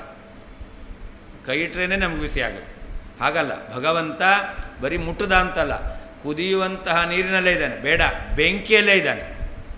ಹಾಗಾದರೆ ಬೆಂಕಿಯ ಒಳಗಡೆ ಇದ್ದರೂ ಕೂಡ ಭಗವಂತನಿಗೆ ಆ ಬೆಂಕಿಯಿಂದ ಆಗತಕ್ಕಂಥ ದಾಹ ಇಲ್ಲ. ಹಾಗಾದರೆ ಭಗವಂತನು ಅವನು ಹೇಳ್ತಾ ಇದ್ದಾನೆ, ನಾನು ಅದರಲ್ಲಿಲ್ಲ ಅಂದರೆ, ನಾನು ಅದರಲ್ಲೇನೇ ಇಲ್ಲ ಅಂದರೆ ಏನರ್ಥ? ನಾನು ಅದಕ್ಕೆ ಅಂಟ್ಕೊಂಡಿಲ್ಲ ಅಂತ ಅರ್ಥ. ನಾನು ಈ ಮಠದಲ್ಲಿಲ್ಲ ಅಂತ ಹೇಳ್ತೇವೆ, ಮಠದಲ್ಲಿ ಇದ್ದೀರಲ್ಲ, ಮಠದಲ್ಲಿಲ್ಲ ಅಂದರೆ ಏನರ್ಥ? ಮಠದಲ್ಲಿ ಟ್ರಸ್ಟಿ ಆಗಿಲ್ಲ ಅಥವಾ ನಾನು ಮೆಂಬರ್ ಆಗಿಲ್ಲ ಅಂತ ಅರ್ಥ, ಹೌದಲ್ವ? ಹಾಗೆ ಭಗವಂತನಲ್ಲಿ ಎಲ್ಲವೂ ಇದೆ. ಭಗವಂತ ಹೇಳ್ತಾ ಇದ್ದಾನೆ, ನಾನು ಯಾವುದರಲ್ಲೂ ಇಲ್ಲ ಅಂತ. ನಾನು ಯಾವುದರಲ್ಲೂ ಇಲ್ಲ ಅಂದರೆ ಏನರ್ಥ? ನಚ ಮಸ್ತಾನಿ ಭೂತಾನಿ, ಯಾವ ಭೂತಗಳ ವಿಕಾರ ಲೇಪ ಅದು ನನಗಿಲ್ಲ. ಅಂಥ ಐಶ್ವರ್ಯ ಶಕ್ತಿ ಅದನ್ನು ನೋಡು ಅಂತ ಭಗವಂತ ಹೇಳಿದ್ದಾನೆ. ನಿಯಂತ್ರತಾಂ ವ್ಯಕ್ತಾವ್ಯಕ್ತಮಿದಂ ವಿಶ್ವಮಿತ್ಯತ್ರ ವ್ಯಕ್ತಪದೋದಿತ ಮಹದಾದಿಕಾರ್ಯಾಣಂ ಅವ್ಯಕ್ತಪದೋದಿತ ಪ್ರಕೃತಿಶ್ಚ ನಿಯಂತ್ರತಾಂ. ಭಗವಂತ ನಿಯಾಮಕ. ಯಾವುದಕ್ಕೆ ನಿಯಾಮಕ? ವ್ಯಕ್ತಾವ್ಯಕ್ತ. ವ್ಯಕ್ತ ಅಂತಂದರೆ ಕಾರ್ಯರೂಪದಿಂದ ಇರತಕ್ಕಂಥ ಮಹತ್ತತ್ವ, ಅಹಂಕಾರ ತತ್ವ, ಇದೆಲ್ಲ ವ್ಯಕ್ತ. ಅವ್ಯಕ್ತ ಅಂತಂದರೆ ಮಹತ್ತತ್ವಾದಿಗಳಿಗೆ ಕಾರಣವಾಗಿರ್ತಕ್ಕಂಥ ಪ್ರಕೃತಿ ತತ್ವ. ಇವುಗಳನ್ನು ನಿಯಮನ ಮಾಡುವವನು ಪರಮಾತ್ಮ ಅಂತ ಅರ್ಥ. ಯಾವುದಕ್ಕೆ ನಿಯಾಮಕ? ವ್ಯಕ್ತಾವ್ಯಕ್ತ ಜಗತ್ತಿಗೆ. ವ್ಯಕ್ತವಾದದ್ದು ಮಹತ್ತತ್ವಾದಿಗಳು, ಅದಕ್ಕೂ ನಿಯಾಮಕ. ಆ ಮಹತ್ತತ್ವಾದಿಗಳಿಗೆ ಕಾರಣವಾದಂತಹ ಯಾವ ಪ್ರಕೃತಿ ಇದೆ ಅದು ಅವ್ಯಕ್ತ, ಅದಕ್ಕೂ ಭಗವಂತ ನಿಯಾಮಕನಾಗಿದ್ದಾನೆ. ನಿಯಂತ್ರತಾಂ ವ್ಯಕ್ತಾವ್ಯಕ್ತಮಿದಂ ವಿಶ್ವಮಿತ್ಯತ್ರ ವ್ಯಕ್ತಪದೋದಿತ ಮಹದಾದಿ ಕಾರ್ಯಾಣ. ವ್ಯಕ್ತ ಶಬ್ದದಿಂದ ಹೇಳಿರ್ತಕ್ಕಂತಹ ಪ್ರಕೃತಿಯ ಕಾರ್ಯವಾದ ಮಹತ್ತತ್ವಾದಿಗಳಿಗೆ, ಅವ್ಯಕ್ತ ಪದೋದಿತ ಪ್ರಕೃತಿಶ್ಚ, ಅವ್ಯಕ್ತ ಶಬ್ದದಿಂದ ಹೇಳಿರ್ತಕ್ಕಂಥ ಮಹತ್ತತ್ವಾದಿಗಳಿಗೆ ಕಾರಣವಾಗಿರ್ತಕ್ಕಂತಹ ಯಾವ ಪ್ರಕೃತಿ, ಅದಕ್ಕೂ ಕೂಡ ನಿಯಾಮಕನಾಗಿದ್ದಾನೆ. ಅತಃ ಕೇನಾಪಿ ಪ್ರಕಾರೇಣ ನ ಭಗವತಃ ಪ್ರಕೃತಿ ಶಬಲತ್ವಮಿತಿ ಭಾವ. ಅಂದರೆ ಯಾವ ಕಾರಣದಿಂದಲೂ ಕೂಡ ಭಗವಂತ ಪ್ರಕೃತಿಯ ಬಂಧನಕ್ಕೆ ಒಳಗಾದವನು, ಪ್ರಕೃತಿಯ ವಿಕಾರವುಳ್ಳವನು, ಪ್ರಕೃತಿಯಿಂದ ಶಬಲಿತ, ಪ್ರಕೃತಿ ಶಬಲ ಅಂತ ಹೇಳಲಿಕ್ಕೆ ಬರುವುದಿಲ್ಲ. ತಮಸಃ ಪಾರಗತ್ವಂಚ ಶ್ರುತ್ಯಾ ಸ್ಮೃತ್ಯಾ ಚ ಕೀರ್ತ್ಯತೆ ಅತೋ ಜಗದುಪಾದಾನ ಮಾಯಾ ಶಬಲತಾಗತಾ. ಶ್ರುತಿಸ್ಮೃತಿಗಳಲ್ಲಿ ಭಗವಂತನನ್ನು ಅವನು ಪ್ರಕೃತಿಯಿಂದ ಮೀರಿದವನು, ಪ್ರಕೃತಿಯಿಂದ ಆ ಕಡೆ ಇರುವವನು ಅಂತ ಹೇಳ್ತಾ ಇದ್ದಾರೆ. ತಮಸಃ ಪಾರಗತ್ವಂ ಅಂತ, ಪ್ರಕೃತಿಯನ್ನು ಮೀರಿದವನು, ಪ್ರಕೃತಿಯ ಆ ದಡದಲ್ಲಿರುವನು, ಪ್ರಕೃತಿಯನ್ನು ದಾಟಿ ಇರುವವನು ಎಂಬುದಾಗಿ ಶ್ರುತಿಸ್ಮೃತಿಗಳು ಹೇಳ್ತಾ ಇದೆ. ಏನಂತ ಅಂತಂದರೆ, ವೇದಾಹಮೇತಂ ಪುರುಷಂ ಮಹಾಂತಂ, ಪರಮಾತ್ಮನನ್ನು ನಾನು ತಿಳಿದಿದ್ದೇನೆ. ಎಂಥವನು? ಆದಿತ್ಯವರ್ಣಂ ತಮಸಃ ಪರಸ್ತಾತ್ ಅಂತ. ಪರಮಾತ್ಮನನ್ನು ನಾನು ವೇದ, ಅಹಂ ವೇದ, ನಾನು ತಿಳಿದಿದ್ದೇನೆ. ಅವನೆಂಥವನು? ಪೂರ್ಣ ಷಡ್ಗುಣೈಶ್ವರ್ಯ ಸಂಪನ್ನ ಮಹಾತ್ಮ. ಅಷ್ಟೇ ಅಲ್ಲ, ಆದಿತ್ಯವರ್ಣ, ಉದಯಿಸುವ ಸೂರ್ಯನಂತೆ ಅದು ಬೆಳಗುವ ಬಂಗಾರದ ವರ್ಣ ಉಳ್ಳವನು. ಅಷ್ಟೇ ಅಲ್ಲ ತಮಸಃ ಪರಸ್ತಾತ್ ಅಂತ ಶ್ರುತಿ ಹೇಳ್ತಾ ಇದೆ. ತಮಸ್ಸು ಅಂತಂದರೆ ಪ್ರಕೃತಿಯನ್ನು ಮೀರಿದವನು ಎಂಬುದಾಗಿ ಶ್ರುತಿ ಹೇಳ್ತಾ ಇದೆ. ಹಾಗೇ ತಮಸ್ತದಾಸೀತ್ ಗಹನಂ ಗಭೀರಂ ಯಸ್ಯ ತಸ್ಯ ಪಾರೇ ಅಭಿವಿರಾಜತೆ ವಿಭುಃ ಎಂಬತಕ್ಕಂತಹ ಇನ್ನೊಂದು ಭಾಗವತ ವಾಕ್ಯ. ತಮಸ್ತದಾಸೀತ್ ಗಹನಂ ಗಭೀರಂ ಯಸ್ತಸ್ಯ ಪಾರೇ ಅಭಿವಿರಾಜತೆ ವಿಭುಃ ಅಂತ. ಭಗವಂತ ತದಾ ತಮಃ ಆಸೀತ್ ಗಭೀರಂ ಗಹನಂ, ಬಹಳ ಗಟ್ಟಿಯಾಗಿರ್ತಕ್ಕಂತಹ ಗಾಢವಾಗಿರ್ತಕ್ಕಂತಹ ಕತ್ತಲೆ ಎಂಬತಕ್ಕಂಥದ್ದಿತ್ತು. ಆದರೆ ಪರಮಾತ್ಮ ಮಾತ್ರ ತಸ್ಯ ಪಾರೇ ವಿಭು ವಿರಾಜತೆ, ಅದರ ಆಚೆ ಅವನು ವಿರಾಜಿಸ್ತಾನೆ, ಬೆಳಗುತ್ತಾ ಇದ್ದಾನೆ ಎಂಬುದಾಗಿ ಭಗವಂತ ತಮಸ್ಸನ್ನು ಮೀರಿದವನು ಎಂಬುದಾಗಿ ಶ್ರುತಿ ಸ್ಮೃತಿಗಳು ಹೇಳ್ತಾ ಇದೆ. ಅದರಿಂದ ಏನಾಯಿತು? ಜಗದುಪಾದಾನ ಮಾಯಾ ಶಬಲತಾ ಗತ, ಜಗತ್ತಿಗೆ ಕಾರಣವಾಗಿರತಕ್ಕಂತಹ ಪ್ರಕೃತಿಯಿಂದ ಭಗವಂತ ಶಬಲಿತನಾಗಿದ್ದಾನೆ, ಪ್ರಕೃತಿಯ ಬಂಧ ಸಂಬಂಧವುಳ್ಳವನಾಗಿದ್ದಾನೆ ಅಂತಕ್ಕಂಥದ್ದನ್ನು ಹೇಳಲಿಕ್ಕೆ ಬರುವುದಿಲ್ಲ. ತಮಸ್ಸು ಅಂದರೆ ಪ್ರಕೃತಿ ಅಂತ ಅರ್ಥ. ತಮಸಃ ಪ್ರಕೃತಿಯ ಪಾರಗತ್ವಂ, ಮೀರಿ ನಿಂತಿದ್ದಾನೆ, ಆ ದಡದಲ್ಲಿದ್ದಾನೆ ಎಂಬತಕ್ಕಂಥದ್ದು ಶ್ರುತ್ಯ ಸ್ಮೃತ್ಯಾಚ, ಶ್ರುತಿಯಿಂದಲೂ ಕೂಡ ಸ್ಮೃತಿಯಿಂದಲೂ ಕೂಡ ಕೀರ್ತ್ಯತೆ ಹೇಳಲ್ಪಡ್ತಾ ಇದೆ. ಅತಃ ಭಗವಂತ ತಮಸ್ಸನ್ನು ಮೀರಿದವನು ಎಂಬುದಾಗಿ ಶ್ರುತಿ ಸ್ಮೃತಿಗಳಲ್ಲಿ ಉಕ್ತನಾದ್ದರಿಂದ ಜಗದುಪಾದಾನ ಮಾಯಾ ಶಬಲತ, ಜಗತ್ತಿಗೆ ಪರಿಣಾಮಿ ಕಾರಣವಾಗಿರ್ತಕ್ಕಂತಹ ಮಾಯಾ ಶಬಲತ್ವವು ಗತ ಇಲ್ಲ ಅಂತಾಯಿತು. ತಮಸಃ ಪ್ರಕೃತಿಯ ಪಾರಗತ್ವಂ, ಆಚೆಯ ದಡದಲ್ಲಿದ್ದಾನೆ ಎಂಬತಕ್ಕಂಥದ್ದು ಶ್ರುತ್ಯ ವೇದಾಹಮೇತಂ ಪುರುಷಂ ಪುರಾಣಂ ಎಂಬತಕ್ಕಂತಹ ಪುರುಷಂ ಮಹಾಂತಂ ಎಂಬತಕ್ಕಂಥ ವೇದವಾಕ್ಯದಿಂದಲೂ, ಹಾಗೇ ಸ್ಮೃತ್ಯ ತಮಸ್ತದಾಸೀತ್ ಗಹನಂ ಗಭೀರಂ ಯಸ್ತಸ್ಯ ಪಾರೆ ಎಂಬತಕ್ಕಂತಹ ಸ್ಮೃತಿವಾಕ್ಯದಿಂದಲೂ ಕೂಡ ಕೀರ್ತ್ಯತೆ ಹೇಳಲ್ಪಡ್ತಾ ಇದೆ. ಅತಃ ಪರಮಾತ್ಮನು ಪ್ರಕೃತಿಯಿಂದ ದೂರದಲ್ಲಿರ್ತಕ್ಕಂಥವನಾಗಿದ್ದಾನೆ. ಆದ್ದರಿಂದ ಜಗದುಪಾದಾನ ಮಾಯಾ ಶಬಲತ, ಜಗತ್ತಿಗೆ ಪರಿಣಾಮಿ ಕಾರಣವಾಗಿರ್ತಕ್ಕಂತಹ ಮಾಯಾ ಶಬಲತ್ವವು ಗತ ಇಲ್ಲ ಅಂತಾಯಿತು. ಶ್ರುತ್ಯಾದಿಕಮಪಿ ಅಸ್ಮಿನ್ನರ್ಥೇ ದರ್ಶಯನ್ ಉಪಸಂಹರತಿ ಅಂತ. ಭಗವಂತನು ಪ್ರಕೃತಿಯ ಸಂಬಂಧ ರಹಿತನಾದವನು ಎಂಬುವ ವಿಷಯದಲ್ಲಿ ಪ್ರಕೃತಿಯನ್ನು ಶ್ರುತಿ ಸ್ಮೃತಿಗಳನ್ನು ಉದಾಹರಿಸುತ್ತೆ. ಭಗವಂತ ಪ್ರಕೃತಿಯ ಸಂಬಂಧ ರಹಿತನಾಗಿದ್ದಾನೆ ಎಂಬತಕ್ಕಂಥ ವಿಷಯದಲ್ಲಿ ಶ್ರುತಿ ಸ್ಮೃತಿಗಳನ್ನು ಉದಾಹರಣೆ ಮಾಡ್ತಾ ಈ ವಿಷಯವನ್ನು ಉಪಸಂಹಾರ ಮಾಡ್ತಾ ಇದ್ದಾರೆ ಅಂತ. ತಮಸಃ ಪಾರಗತ್ವಮಿತಿ. ಶ್ರುತಿ ಯಾವುದದು? ಶ್ರುತ್ಯ ವೇದಾಹಮೇತಂ ಪುರುಷಂ ಮಹಾಂತಂ ಆದಿತ್ಯವರ್ಣಂ ತಮಸಃ ಪರಸ್ತಾತ್ ಇತ್ಯಾದಿಕಯ, ಇದೇ ಮೊದಲಾದದ್ದು. ಅದಕ್ಕರ್ಥ ಅಹಂ ಪುರುಷಂ ಮಹಾಂತಂ ಆದಿತ್ಯವರ್ಣಂ ತಮಸಃ ಪರಸ್ತಾತ್ ಏತಂ ವೇದ ಅಂತರ್ಥ. ನಾನು ಪೂರ್ಣ ಷಡ್ಗುಣೇಶ್ವರ ಸಂಪನ್ನನಾದ ಮಹಾಂತಂ ಮಹಾತ್ಮನಾದ ಆದಿತ್ಯವರ್ಣಂ ಬಂಗಾರ ಉದಯಿಸುವ ಸೂರ್ಯನಂತೆ ಬಂಗಾರದ ವರ್ಣವುಳ್ಳಂತಹ ತಮಸಃ ಪರಸ್ತಾತ್ ಪ್ರಕೃತಿಯನ್ನು ಮೀರಿರತಕ್ಕಂತಹ ಏತಂ ಈ ಪರಮಾತ್ಮನನ್ನು ವೇದ ತಿಳಿದಿದ್ದೇನೆ ಅಂತ ಅರ್ಥ. ಸ್ಮೃತಿ ಯಾವುದು? ಸ್ಮೃತ್ಯ ಅದನ್ನು ಹೇಳ್ತಾರೆ. ತಮಸ್ತದಾಸೀತ್ ಗಹನಂಗಭೀರಂ ಯಸ್ತಸ್ಯ ಪಾರೆ ಅಭಿವಿರಾಜತೆ ವಿಭುಃ ಇತ್ಯಾದಿಕಯ ಅಂತ. ಅದಕ್ಕೇನರ್ಥ? ತದಾ ಆಗ, ಗಹನಂ ಗಾಢವಾದ, ಗಭೀರಂ ಗಟ್ಟಿಯಾದಂತಹ, ತಮಃ ತಮಸ್ಸು ಆಸೀತ್ ಇತ್ತು, ಯಹ ಯಾವ ಪರಮಾತ್ಮನು, ತಸ್ಯ ಪಾರೆ ಅಂತಹ ಗಹನವಾದ ಗಟ್ಟಿಯಾದಂತಹ ಕತ್ತಲೆಯನ್ನು ಮೀರಿ ಆ ದಡದಲ್ಲಿ ಆಚೆ ಅವನು ವಿಭುಃ ಸಮರ್ಥನಾದ ಪರಮಾತ್ಮನು ಅಭಿವಿರಾಜತೆ ಚೆನ್ನಾಗಿ ಪ್ರಕಾಶಿಸ್ತಾ ಇದ್ದಾನೆ. ಇದೇ ಮೊದಲಾದ ಸ್ಮೃತಿವಾಕ್ಯಗಳು ಅಂತರ್ಥ. ವಿದಿತೋಸಿ ಭವಾನ್ ಸಾಕ್ಷಾತ್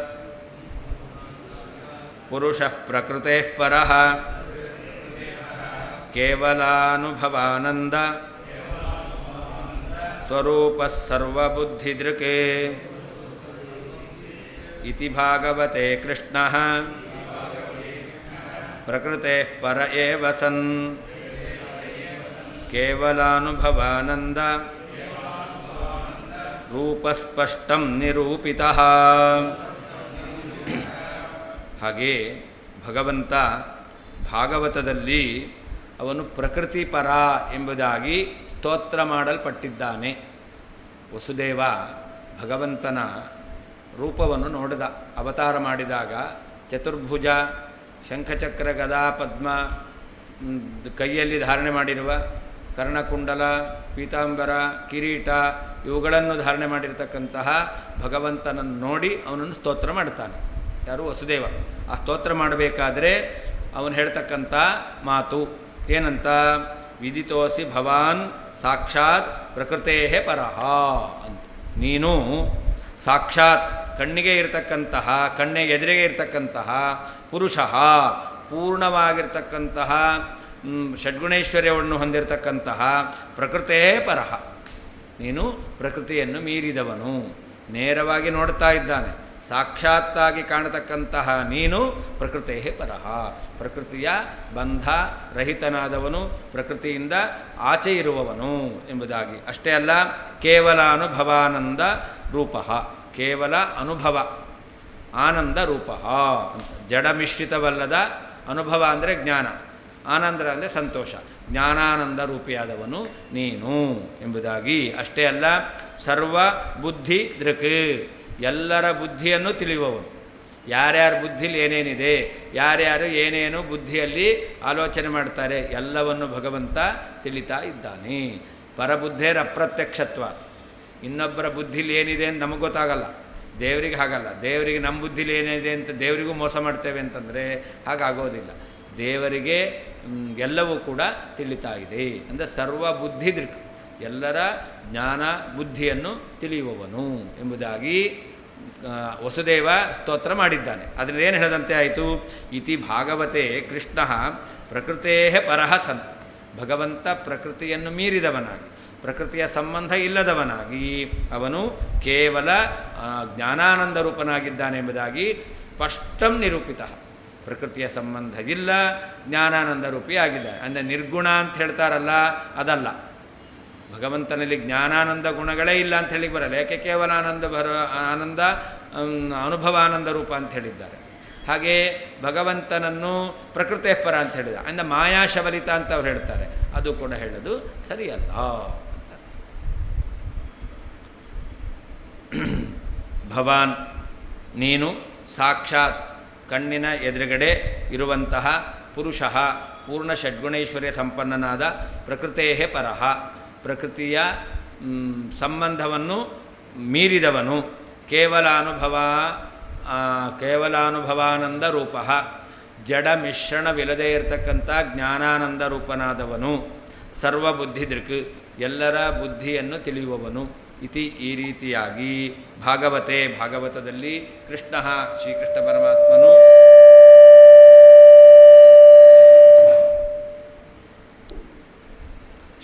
ಪರಮಾತ್ಮನು ಪ್ರಕೃತೇ, ಪ್ರಕೃತಿಯಿಂದ ಪರಃ, ಆಚೆ ಇರುವವನು, ಪ್ರಕೃತಿಯ ಸಂಬಂಧ ಇಲ್ಲವದವನು, ಕೇವಲ ಅನುಭವಾನಂದ ರೂಪ, ಜಡ ಮಿಶ್ರಣ ಇಲ್ಲದೇ ಇರತಕ್ಕಂತಹ ಜ್ಞಾನಾನಂದ ರೂಪಿಯಾದವನು, ಸರ್ವಬುದ್ಧಿ ದೃಕ್, ಎಲ್ಲರ ಬುದ್ಧಿಯನ್ನು ತಿಳಿದವನು. ಇತಿ, ಈ ರೀತಿಯಲ್ಲಿ ಭಾಗವತೆ, ಭಾಗವತದಲ್ಲಿ ಕೃಷ್ಣ, ಶ್ರೀಕೃಷ್ಣ ಪರಮಾತ್ಮನು ಪ್ರಕೃತೇ, ಪ್ರಕೃತಿಯಿಂದ ಪರಃ ಏವ ಸನ್, ಮೀರಿದವನೇ ಆಗಿದ್ದು, ಕೇವಲ ಅನುಭವಾನಂದ ರೂಪ, ಮುಖ್ಯವಾಗಿ ಜಡ ಅಮಿಶ್ರಿತವಾದಂತಹ ಜ್ಞಾನಾನಂದ ರೂಪನಾಗಿದ್ದಾನೆ ಎಂಬುದಾಗಿ ಸ್ಪಷ್ಟವಾಗಿ ನಿರೂಪಣೆ ಮಾಡಲ್ಪಟ್ಟಿದೆ.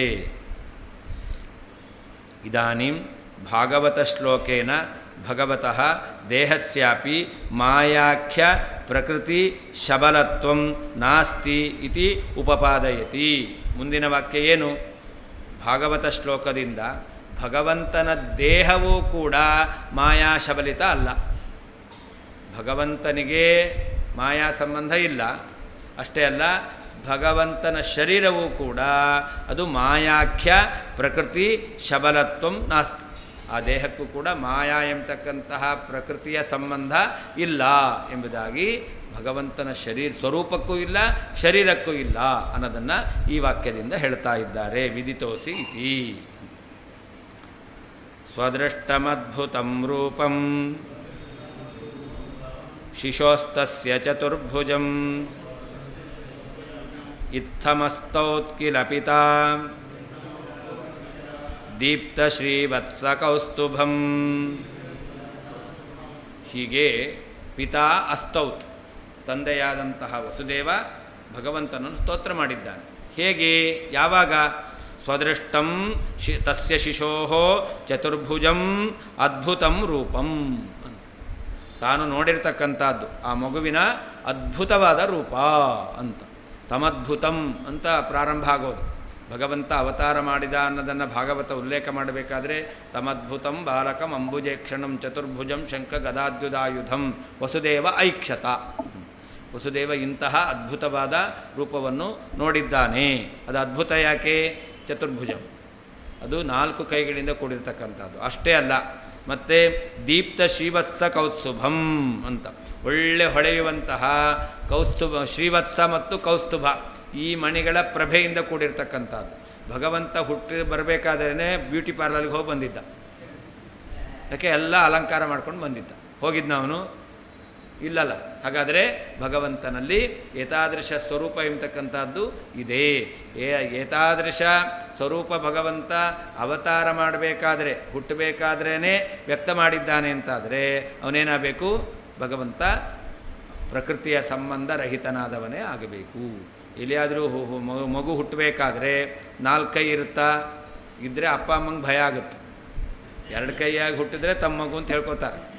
ಇಲ್ಲ ಅಂತಂದರೆ ಭೂತನ ಪ್ರೇತನಂದು ದೇವರು ಅಂತ ಅಂದ್ಕೊಳ್ಳಲ್ಲ, ದೆವ್ವ ಅಂತ ಅನ್ಕೋತಾರೆ ಅಷ್ಟೆ. ಹಾಗಾದರೆ 4 ಕೈ ಇರೋದಿಲ್ಲ. ಮತ್ತು ಯಾವ ಆಭರಣ ವಿಶೇಷವೂ ಇರೋದಿಲ್ಲ.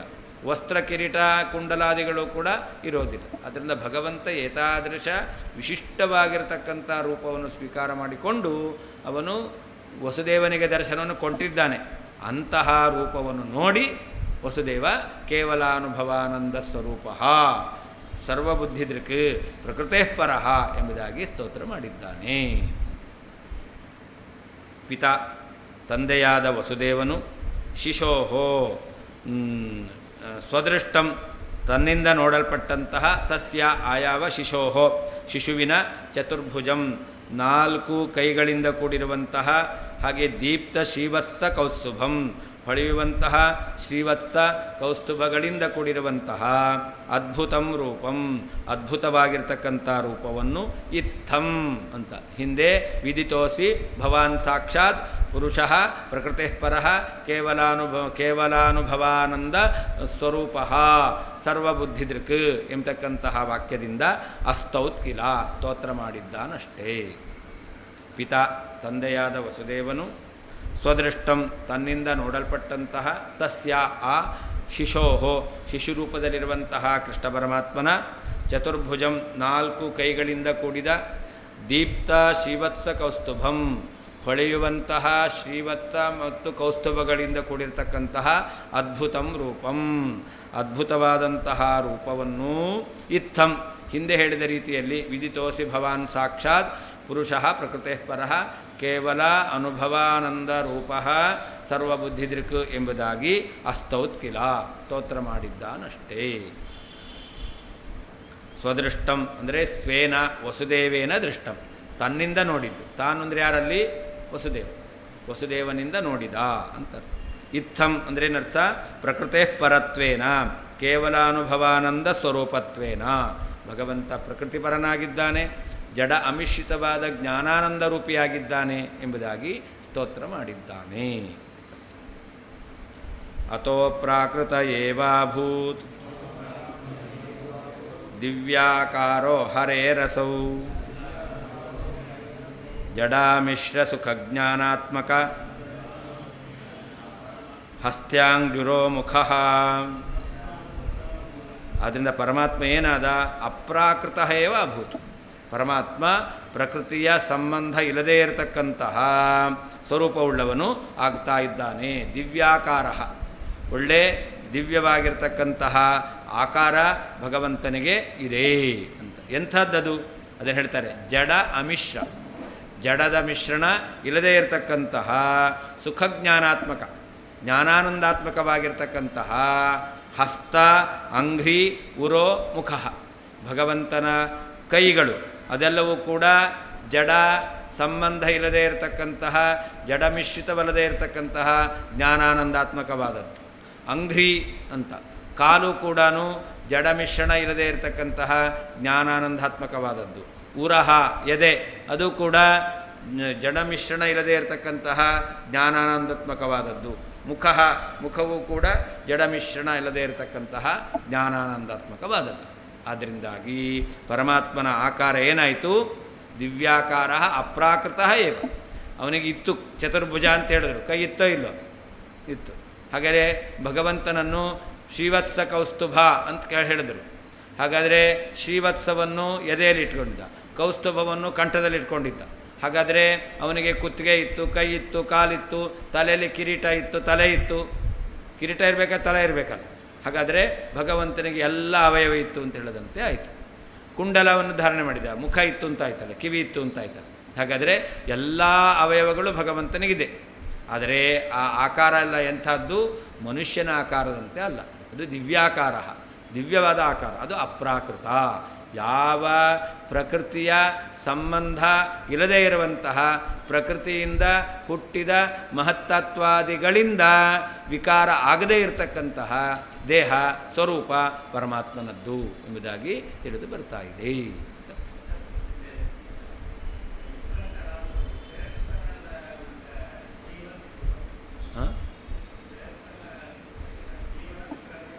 ಯಾರನ್ನ ಮಿತ್ರ ಅಂತೇಳಿದೆ? ಮಿಶ್ರ, ಜಡ ಅಮಿಶ್ರ, ಜಡ ಅಮಿಶ್ರ, ಜಡದಿಂದ ಮಿಕ್ಸ್ ಆಗಿಲ್ಲ. ಜಡ ಅಮಿಶ್ರ, ಜಡದ ಮಿಕ್ಸ್ ಆಗದೇ ಇರುವಿಕೆ, ಜಡದಿಂದ ಮಿಶ್ರಣದ ಇಲ್ಲದೇ ಇರತಕ್ಕಂತಹ ಮತ್ತು ಜ್ಞಾನಾನಂದಾತ್ಮಕವಾದ ಸ್ವರೂಪ ಭಗವಂತನದ್ದು ಅಂತ. ಅತಃ ಭಗವಂತನನ್ನು ಪ್ರಕೃತಿಪರ ಎಂಬುದಾಗಿ ಹೇಳಿ ಅವನು ಅವಯವಾದಿಗಳನ್ನು ಉಳ್ಳವನು ಎಂಬುದಾಗಿ ಹೇಳಿರುವುದರಿಂದ ಹರೇಹೇ ಪರಮಾತ್ಮನ ಅಸೌ ಈ ಯಾವ ಜಡಾಮಿಶ್ರ ಸುಖಜ್ಞಾನಾತ್ಮಕ ಹಸ್ತ್ಯಾಂಗಿರಿ ಉರೋಮುಖ ಜಡದ ಮಿಶ್ರಣವಿಲ್ಲದೇ ಇರತಕ್ಕಂತಹ ಜ್ಞಾನಾನಂದಾತ್ಮಕವಾದ ಕೈ ಕಾಲು ವಕ್ಷಸ್ಥಳ ಮುಖ ರೂಪವಾದ ದಿವ್ಯಾಕಾರ ದಿವ್ಯವಾದಂತಹ ಆಕೃತಿಯೂ ಅಪ್ರಾಕೃತ ಏವ ಪ್ರಕೃತಿಯ ಸಂಬಂಧ ಇಲ್ಲದೇ ಇರತಕ್ಕಂಥ ಅಪ್ರಾಕೃತವಾದದ್ದೇ ಅಭೂತ್ ಆಗಿದೆ. ಅತಃ ಪ್ರಕೃತಿಪರತ್ವವನ್ನು ಹೇಳಿ ಚತುರ್ಭುಜ ಶ್ರೀವತ್ಸ ಕೌಸ್ತುಭಾದಿಗಳು ಉಳ್ಳವನು ಎಂಬುದಾಗಿ ಹೇಳಿರುವುದರಿಂದ ಹರೇಹೇ ಪರಮಾತ್ಮನ ಅಸೌ ಈ ಜಡಾಮಿಶ್ರ ಸುಖಜ್ಞಾನಾತ್ಮಕ ಹಸ್ತಾಂಗ್ರಿ ಉರೋಮುಖ ಜಡದ ಮಿಶ್ರಣ ಇಲ್ಲದೇ ಇರತಕ್ಕಂತಹ ಆನಂದ ಜ್ಞಾನಾತ್ಮಕವಾದ ಕೈ ಕಾಲು ಎದೆ ಮುಖ ಉಳ್ಳಂತಹ ದಿವ್ಯಾಕಾರ ದಿವ್ಯವಾದಂತಹ ಆಕಾರವು ಅಪ್ರಾಕೃತ ಏವ ಅಭೂತ್ ಅಪ್ರಾಕೃತವೇ ಆಗಿದೆ. ಅತಃ ಅಂದ್ರೇನರ್ಥ? ಪ್ರಕೃತಿ ಪರತ್ವ ಮುಕ್ತ ಚತುರ್ಭುಜಸ್ಯ ತಸ್ಯ ಕೇವಲಾನುಭವಾನಂದ ಸ್ವರೂಪತ್ವೇನ ವರ್ಣಿತತ್ವಾತ್. ಭಗವಂತನನ್ನು ಪ್ರಕೃತಿ ಸಂಬಂಧ ಇಲ್ಲದವನು, ಪ್ರಕೃತೇ ಪರಃ ಅಂತ ಹೇಳಿದರು, ಪ್ರಕೃತಿಯನ್ನು ಮೀರಿದವನು ಅಂತ ಹೇಳಿ ಚತುರ್ಭುಜಸ್ಯ ತಸ್ಯ ನಾಲ್ಕು ಕೈಗಳುಳ್ಳಂತಹ ಭಗವಂತನನ್ನು ಕೇವಲಾನುಭವಾನಂದದ ರೂಪ ಅಂತ ಹೇಳಿದ್ದಾರೆ.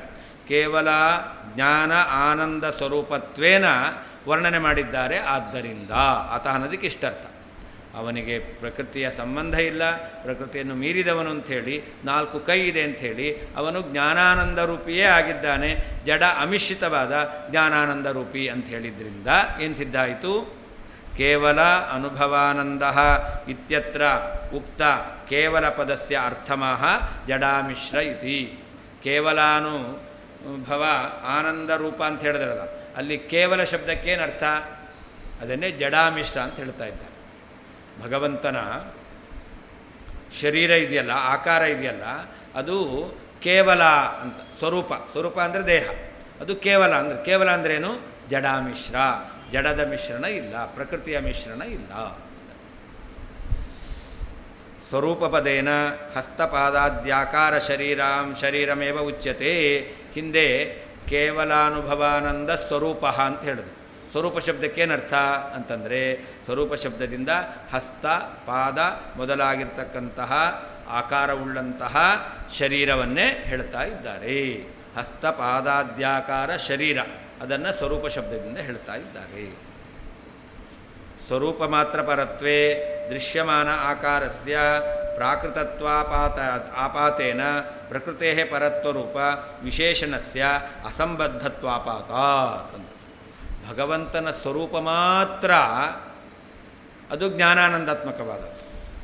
ಭಗವಂತನ ಶರೀರ ಎಂಬತಕ್ಕಂಥದ್ದು ಏನಾಗಿದೆ, ಅದು ಪ್ರಾಕೃತವಾದದ್ದು. ಹಾಗಾದರೆ ಪರಮಾತ್ಮನ ಸ್ವರೂಪ ಇದೆಯಲ್ಲ, ಜೀವನ ಸ್ವರೂಪ ಇದೆಯಲ್ಲ, ಆ ಜೀವನ ಸ್ವರೂಪ ಏನಾಗಿದೆ, ಅದು ಜ್ಞಾನಾನಂದಾತ್ಮಕ. ಹಾಗೆ ಪರಮಾತ್ಮನ ಸ್ವರೂಪ ಜ್ಞಾನಾನಂದಾತ್ಮಕ. ಜೀವನ ಶರೀರ ಏನಾಗಿದೆ, ಪ್ರಾಕೃತಿಕವಾಗಿದೆ. ಹಾಗೆ ಭಗವಂತನ ಶರೀರವೂ ಕೂಡ ಪ್ರಾಕೃತಿಕ ಅಂತ ಹೇಳಿಬಿಟ್ರೆ ಅವಾಗೇನಾಗ್ತಿತ್ತು, ಸ್ವರೂಪ ಮಾತ್ರ ಪರತ್ವೆ, ಕೇವಲ ಸ್ವರೂಪ ಅಂತ ಅಷ್ಟೇ ಅರ್ಥ ಮಾಡಿಬಿಟ್ರೆ ದೃಶ್ಯಮಾನ ಆಕಾರಸ್ಯ ಪ್ರಾಕೃತತ್ವಾಪಾತೇನ. ವಸುದೇವ ಭಗವಂತನ ಏನು ರೂಪವನ್ನು ಆಕಾರವನ್ನು ನೋಡ್ದ ಅದೇನಾಯಿತು, ಪ್ರಾಕೃತ ಅಂತಾಯಿತು. ಯಾಕೆ, ಭಗವಂತನ ಸ್ವರೂಪ ಮಾತ್ರ ಅಪ್ರಾಕೃತ, ಜ್ಞಾನಾನಂದ ರೂಪ. ಅವನ ಅವಯವಗಳು ಎಲ್ಲವೂ ಕೂಡ ಏನಾಗಿದೆ, ಅಪ್ರಾಕೃತ ಅಲ್ಲ, ಜ್ಞಾನಾನಂದ ರೂಪ ಅಲ್ಲ. ಹಾಗಾದರೆ ಪ್ರಾಕೃತ ಅಂತಾಯಿತು. ಹಾಗಾದರೆ ಪ್ರಾಕೃತತ್ವಾಪಾತೇನ, ಅದು ಪ್ರಾಕೃತ ಅಂತ ಆಗಬೇಕಾಯಿತು. ಆವಾಗ ಪ್ರಕೃತೇ ಪರತ್ವರೂಪ ವಿಶೇಷಣಸ್ಯ ಅಸಂಬದ್ಧತ್ವಾಪಾತಾತ್. ಪ್ರಕೃತೇ ಪರಃ ಎಂಬತಕ್ಕಂಥ ವಿಶೇಷಣಕ್ಕೆ ಅರ್ಥವೇ ಇಲ್ಲ, ಅಸಂಗತ, ಅಸಂಬದ್ಧ ಅಂತ ಆಗ್ತಾ ಇತ್ತು. ಭಗವಂತನನ್ನು ಪ್ರಕೃತೇ ಪರಃ ಅಂತ ಹೇಳಿರೋದ್ರಿಂದ ಅವನ ಅವಯವಗಳು ಪ್ರಕೃತಿಯಿಂದ ನಿರ್ಮಾಣಗೊಂಡದ್ದಲ್ಲ, ಪ್ರಾಕೃತ ಅಲ್ಲ ಅಂತ ಹೇಳದಂತೆ ಆಯಿತು. ಸ್ವರೂಪ ಮಾತ್ರೇ ಪ್ರಕೃತಿಪರತ್ವಸ್ಯ ಜೀವಮಾತ್ರೇಪಿ ಸದ್ಭಾವಾತ್. ಒಂದು ವೇಳೆ ಸ್ವರೂಪ ಮಾತ್ರ ಜ್ಞಾನಾನಂದ ರೂಪವಾಗಿದೆ, ಶರೀರ ಎಂಬತಕ್ಕಂಥದ್ದು ಪ್ರಾಕೃತ. ಹಾಗಾದರೆ ಪರಮಾತ್ಮನೇ ಪ್ರಕೃತೇ ಪರ ಯಾಕಾಗಬೇಕು? ಪ್ರಕೃತೇ ಪರಃ ಪರಮಾತ್ಮನೇ ಯಾಕಾಗಬೇಕು? ಯಾಕೆ ಜೀವನ ಸ್ವರೂಪವೂ ಕೂಡ ಪ್ರಕೃತಿಪರವೇ ಆಗಿದೆ. ಯಾಕೆ, ಜೀವನ ಸ್ವರೂಪ ಜ್ಞಾನಾನಂದಾತ್ಮಕ. ಹಾಗಾದರೆ ಪರಮಾತ್ಮನನ್ನು ವಸುದೇವ ಪ್ರಕೃತೇ ಪರಃ ಎಂಬುದಾಗಿ ಸ್ತೋತ್ರ ಮಾಡಬೇಕು ಅಂತಂದರೆ ಜೀವನಲ್ಲಿ ಇಲ್ಲದೇ ಇರತಕ್ಕಂತಹ ಗುಣವನ್ನು ಅವನು ಹೇಳಬೇಕು. ಸ್ತೋತ್ರ ಮಾಡೋದು ಅಂತಂದರೆ ಅವನಲ್ಲಿ ಮಾತ್ರ ಇರತಕ್ಕಂಥದ್ದು, ಇತರಲ್ಲಿ ಇಲ್ಲದೇ ಇರತಕ್ಕಂಥದ್ದು. ಹಾಗಾದರೆ ಜೀವನಲ್ಲಿ ಇಲ್ಲದ ಭಗವಂತನಲ್ಲಿ ಮಾತ್ರ ಇರತಕ್ಕಂತಹ ಗುಣವನ್ನು ಹೇಳಬೇಕು. ಆದರೆ ಭಗವಂತನ ಶರೀರ ಅದು ಪ್ರಾಕೃತಿಕ, ಅವನ ಸ್ವರೂಪ ಮಾತ್ರ ಜ್ಞಾನಾನಂದಾತ್ಮಕ ಅಂತ. ಆದರೆ ಪ್ರಕೃತೇ ಪರಃ ಅಂತ ಭಗವಂತನನ್ನು ವಸುದೇವ ಏನು ಸ್ತೋತ್ರ ಮಾಡದಂತೆ ಆಯಿತು? ಏತಾದೃಶ ಪ್ರಕೃತಿ ಪರತ್ವ ಸ್ವರೂಪತಃ ಜೀವನಿಗೂ ಇದೆ, ಪರಮಾತ್ಮನ ಸ್ತೋತ್ರ ಮಾಡದಂತೆ ಆಗ್ತಿರಲಿಲ್ಲ. ಹಾಗಾದರೆ ಭಗವಂತನನ್ನು ವಸುದೇವ ಪ್ರಕೃತೇ ಪರಃ ಎಂಬುದಾಗಿ ಸ್ತೋತ್ರ ಮಾಡಿದ್ರಿಂದ ಭಗವಂತನ ಶರೀರ ಅಪ್ರಾಕೃತ ಅಂತ ಹೇಳದಂತೆ ಆಯಿತು. ಸ್ವರೂಪ ಮಾತ್ರ ಜೀವ ಅಚೇತನ ಸ್ವರೂಪ ಅಂತ ತೆಗೆದುಕೊಂಡ್ಬಿಟ್ರೆ ಪ್ರಕೃತಿ ಪರತ್ವಸ್ಯ ಜೀವ ಮಾತ್ರ, ಎಲ್ಲ ಜೀವರಲ್ಲಿಯೂ ಕೂಡ ಏನು ಪ್ರಕೃತಿ ಪರತ್ವ ಎಂಬತಕ್ಕಂಥದ್ದು ಇದ್ದೇ ಇದೆ. ಅತಃ ಸ್ವದೃಷ್ಟ ಭಗವನ್ಮೂರ್ತೆ ಏವ ಇಯಂ ಪ್ರಶಂಸಾ. ವಸುದೇವ ನೋಡಿದಂತಹ ಯಾವ ಭಗವಂತನ ಶಿಶುರೂಪ, ಆ ರೂಪವನ್ನು ನೋಡಿದಂತಹ ರೂಪವನ್ನೇ ಪ್ರಕೃತೇ ಪರಃ ಅಂತ ಹೇಳ್ತಾ ಇದ್ದಾನೆ. ಅಷ್ಟೇ ಹೊರತು ಆ ಸ್ವರೂಪ ಒಳಗಡೆ ಇರ್ತಕ್ಕಂಥ ಆತ್ಮರೂಪವನ್ನಿಟ್ಕೊಂಡು ಅವನು ಪ್ರಕೃತೇ ಪರಃ ಅಂತ ಹೇಳ್ತಾ ಇಲ್ಲ. ಸ್ವದೃಷ್ಟಂ, ಅದಕ್ಕೆ ಹೇಳಿದೆ ಶಬ್ದ, ಸ್ವದೃಷ್ಟಂ ಅದ್ಭುತಂ ರೂಪಂ ಅಂತ ಅದನ್ನೇ ಹೇಳಿದ್ದಾರೆ. ಭ್ರಮಹೇತುಸ್ತು ಯಾಮಾಯ ಜೀವೇ ಜೀವೇ ಚ ಸಂಗತ ಸಾನೈವ ಶ್ರೂಯತೆ ದೇವೇ ಯಾ ಜೀವೇಪಿ ನ ಮುಕ್ತಿಗೆ. ಜಗತ್ತಿಗೆ ಉಪಾದಾನ ಕಾರಣವಾಗಿರ್ತಕ್ಕಂತಹ ಮಾಯಾಶಬಲತ್ವ ಇಲ್ಲ ಅಂತ ಹೇಳೋದು. ಭಗವಂತನಲ್ಲಿ ಜಗತ್ತಿಗೆ ಉಪಾದಾನ ಕಾರಣವಾದ ಪ್ರಕೃತಿ ನಿಯಾಮಕತ್ವ ಉಂಟು. ಮಾಯಾಂತು ಪ್ರಕೃತಿಂ ವಿದ್ಯಾತ್ ಮಾಯಿನಂತು ಮಹೇಶ್ವರಂ ಅಂತ ಶ್ರುತಿ ಹೇಳ್ತಾ ಇದೆ. ಆದ್ದರಿಂದ ಭಗವಂತ ಏನಾಗಿದ್ದಾನೆ? ಭಗವಂತ ಆ ಮಾಯಾ ನಿಯಾಮಕನಾಗಿದ್ದಾನೆ. ಭಗವಂತ ಮಾಯಕ್ಕೆ ನಿಯಾಮಕನಾಗಿದ್ದಾನೆ. ಆದರೆ ಭಗವಂತ ಜಗತ್ತಿಗೆ ಉಪಾದಾನ ಕಾರಣವಾಗಿರ್ತಕ್ಕಂತಹ ಮಾಯಾ ಅಂದರೆ ಪ್ರಕೃತಿ, ತಾದೃಶ ಪ್ರಕೃತಿಯ ಬಂಧ ಅವನಿಗಿಲ್ಲ. ತಾದೃಶ ಮಾಯಾ ಶಬಲತ್ವ ಭಗವಂತನಿಗೆ ಇಲ್ಲ ಅಂತ. ಅಷ್ಟೇ ಅಲ್ಲ, ಭ್ರಮಕ್ಕೆ ಕಾರಣವಾಗಿರ್ತಕ್ಕಂತಹ ಮಾಯಾ ಸಂಬಂಧವು ಭಗವಂತನಿಗಿಲ್ಲ. ಭ್ರಮಕ್ಕೆ ಕಾರಣವಾಗಿರ್ತಕ್ಕಂತಹ ಮಾಯಾ ಶಬಲತ್ವ ಭಗವಂತನಿಗೆ ಇಲ್ಲ ಅಂತ ಈಗ ಹೇಳ್ತಾ ಇದ್ದಾರೆ. ಯಾರಲ್ಲಿದೆ ಭ್ರಮಕ್ಕೆ ಕಾರಣವಾಗಿರ್ತಕ್ಕಂಥ ಮಾಯಾ? ಜೀವೇ ಜೀವೇಚ ಸಂಗತ. ಪ್ರತಿಯೊಬ್ಬ ಜೀವನಲ್ಲಿಯೂ ಕೂಡ ಭ್ರಮಕ್ಕೆ ಕಾರಣವಾಗಿರ್ತಕ್ಕಂತಹ ಮಾಯಾ ಶಬಲತ್ವ ಇದೆ. ಆದರೆ ಸಾ ನೈವ ಶ್ರೂಯತೆ ದೇವೆ.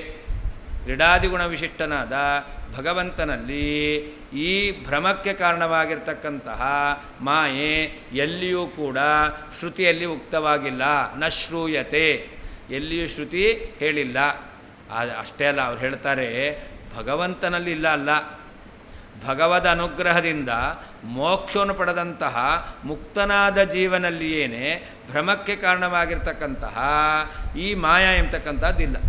ಹೇಳ್ತಾರೆ ಜೀವೇಪಿ ಮುಕ್ತಿಗೆ ಯಾವ ಸಂಸಾರಾವಸ್ಥೆಯಲ್ಲಿ ಭ್ರಮಕ್ಕೆ ಕಾರಣವಾಗಿರ್ತಕ್ಕಂಥ ಮಾಯಾ ಜೀವನಲ್ಲಿತ್ತೋ ಅಂತಹ ಜೀವನಲ್ಲಿಯೇ ಮುಕ್ತನಾದಾಗ ಆ ಭ್ರಮಕ್ಕೆ ಕಾರಣವಾಗಿರ್ತಕ್ಕಂಥ ಮಾಯಾ ಇಲ್ಲ ಅಂತ ಆದಮೇಲೆ ಜೀವನನ್ನು ಮುಕ್ತನನ್ನಾಗಿ ಮಾಡಿರ್ತಕ್ಕಂತಹ ಆ ಪರಮಾತ್ಮನಲ್ಲಿ ಮಾಯಾ ಸಂಬಂಧ, ಭ್ರಮಕ್ಕೆ ಕಾರಣವಾಗಿರ್ತಕ್ಕಂಥ ಮಾಯಾ ಶಬಲತ್ವ ಇರಲಿಕ್ಕೆ ಹೇಗೆ ಸಾಧ್ಯ?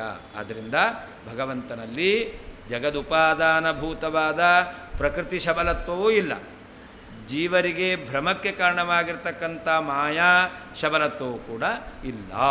5 ಹೇಳಿದರು ಮಾಯಾ ಶಬ್ದವಾಚ್ಯವಾದದ್ದು, 3 ಹಿಂದೆ ಸಮರ್ಥನೆ ಮಾಡಿದರು. ಈ 1 ಇಲ್ಲ ಅಂತ ಹೇಳೋದು. ಪ್ರಕೃತಿ ಅಂದರೆ ಮಾಯಾ ಶಬ್ದವಾಚ್ಯವಾದ ಪ್ರಕೃತಿ. ಪ್ರಕೃತಿಯಿಂದ ಭಗವಂತ ಶಬಲಿತನಲ್ಲ, ಅಂದರೆ ಪ್ರಕೃತಿಯ ವಿಕಾರವಾದ ಶರೀರ ಭಗವಂತನಿಗಿಲ್ಲ ಅಂಥೇಳಿ ಆ ಮಾಯಾ ಶಬಲನಲ್ಲ ಅಂತ ಹೇಳಿದ್ರು. ಇನ್ನು ಕೊನೆಯದು ಮಾಯಾ ಶಬಲ ಯಾವುದದು? ಭ್ರಮಕಾರಿಯಾಗಿರ್ತಕ್ಕಂಥ, ಭ್ರಮಕಾರಣವಾಗಿರ್ತಕ್ಕಂಥ ಮಾಯಾ. ತಾದೃಶ ಮಾಯಾ ಶಬಲತ್ವವು ಭಗವಂತನಿಗಿಲ್ಲ ಅಂತ ಈಗ ಹೇಳ್ತಾ ಇದ್ದಾರೆ. ಜೀವೇ ಜೀವೇಚ, ಪ್ರತಿಯೊಬ್ಬ ಜೀವನಲ್ಲಿಯೂ ಸಂಗತ ಇರತಕ್ಕಂತಹ ಭ್ರಮಹೇತು, ಭ್ರಮಕ್ಕೆ ಕಾರಣವಾಗಿರ್ತಕ್ಕಂತಹ ಯಾವ ಮಾಯ ಇದೆಯೋ, ಯಾವ ಅಂತಹ ಮಾಯೆಯು ಮುಕ್ತಿಗೆ, ಮೋಕ್ಷದಲ್ಲಿರುವಂತಹ ಜೀವೇಪಿ ಜೀವನಲ್ಲಿಯೂ ಕೂಡ ಇಲ್ಲವೋ ಆ ಮಾಯೆಯು, ಅಂತಹ ಮಾಯೆಯು ದೇವೇ ಕ್ರೀಡಾದಿಗುಣ ವಿಶಿಷ್ಟನಾದ ಪರಮಾತ್ಮನಲ್ಲಿ ನೈವ ಶ್ರೂಯತೆ, ಎಲ್ಲಿಯೂ ಶ್ರುತಿಯಲ್ಲಿ ಹೇಳಲ್ಪಟ್ಟಿಲ್ಲ. ಜೀವೇ ಜೀವೇಚ, ಪ್ರತಿಯೊಬ್ಬ ಜೀವನಲ್ಲಿಯೂ ಸಂಗತ ಇರುವಂತಹ ಭ್ರಮಹೇತು, ಭ್ರಮಕ್ಕೆ ಕಾರಣವಾಗಿರ್ತಕ್ಕಂತಹ ಯಾವ ಮಾಯಾ ಎಂಬತಕ್ಕಂಥದ್ದಿದೆಯೋ, ಯಾವ ಮಾಯೆಯೂ ಮುಕ್ತಿಗೆ, ಮುಕ್ತನಾದಂತಹ ಜೀವೇಪಿ ಜೀವನಲ್ಲಿಯೂ ಕೂಡ ಇಲ್ಲವೋ ಅಂತಹ ಮಾಯೆಯು ದೇವೇ ಕ್ರೀಡಾದಿಗುಣ ವಿಶಿಷ್ಟನಾದಂತಹ ಪರಮಾತ್ಮನಲ್ಲಿ ನೈವ ಶ್ರೂಯತೆ, ಶ್ರುತಿಯಲ್ಲಿ ಹೇಳಲ್ಪಟ್ಟಿಲ್ಲ. ಏವಂಚ, ಆದ್ದರಿಂದ ಜಗದುಪಾದಾನಭೂತ ಮಾಯಾ ಶಬಲತ್ವಾಭಾವೆ, ಜಗತ್ತಿಗೆ ಕಾರಣವಾಗಿರ್ತಕ್ಕಂತಹ ಮಾಯಾ ಶಬಲತ್ವವೇ ಭಗವಂತನಿಗಿಲ್ಲ ಅಂದಮೇಲೆ ಭ್ರಮಹೇತು ಮಾಯಾ ಶಬಲತ್ವಾಭಾವ ಕಿಮು ವಾಚ್ಯ? ಭಗವಂತನಿಗೆ ಭ್ರಮಕ್ಕೆ ಕಾರಣವಾಗಿರ್ತಕ್ಕಂತಹ ಮಾಯಾ ಶಬಲತ್ವ ಇಲ್ಲವೇ ಇಲ್ಲ ಅಂತ ಏನು ಹೇಳಬೇಕು? ಅಂದರೆ ಭಗವಂತನಿಗೆ ಪ್ರಕೃತಿ ಜಗತ್ತಿಗೆ ಉಪಾದಾನ, ಅದರಿಂದಲೇ ಭಗವಂತ ಕೂಡಿದವನಲ್ಲ, ಅದರ ಸಂಬಂಧವೇ ಇಲ್ಲ, ಅದರ ಲೇಪವೇ ಇಲ್ಲ ಅಂದಮೇಲೆ ಭ್ರಮಕ್ಕೆ ಕಾರಣವಾಗಿರ್ತಕ್ಕಂತಹ ಮಾಯಾ ಶಬಲತ್ವ ಸುತರಾಮ್ ಇಲ್ಲ. ಇತಿ ಭಾವೇನ ಇದನ್ನು ಹೇಳ್ತಾ ಇದ್ದ, ಈ ಅಭಿಪ್ರಾಯದಿಂದ ಹೇಳ್ತಾ ಇದ್ದಾರೆ. ಭ್ರಮಹೇತು ಅಂದರೆ ನೈವ ಶ್ರೂಯತೆ. ಅಂದರೆ ಏನರ್ಥ? ಮಾಯಾ ಅಂತ ಅರ್ಥ, ಭ್ರಮಕಾರಿಯಾದ ಮಾಯಾ.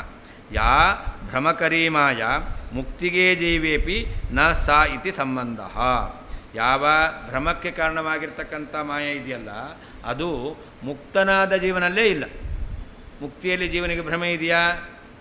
ಏನು ಭ್ರಮೆ ಇದ್ದರೂ ಸಂಸಾರದಲ್ಲಿ ಅಷ್ಟೇ, ಮುಕ್ತಿಯಲ್ಲಿ ಭ್ರಮೆ ಇಲ್ಲ. ಅಂದರೆ ಮುಕ್ತನಾದ ಜೀವನಲ್ಲಿಯೇ ಭ್ರಮಕಾರಣವಾದ ಮಾಯೆ ಇಲ್ಲ ಅಂತಂದಮೇಲೆ ಮುಕ್ತಿಯನ್ನು ಕೊಡ್ತಕ್ಕಂಥ ಪರಮಾತ್ಮನಲ್ಲಿ ಭ್ರಮ ಕಾರಣವಾದ ಮಾಯೆ ಇರಲಿಕ್ಕೆ ಹೇಗೆ ಸಾಧ್ಯ ಅಂತ ಅದನ್ನೇ ಹೇಳ್ತಾರೆ.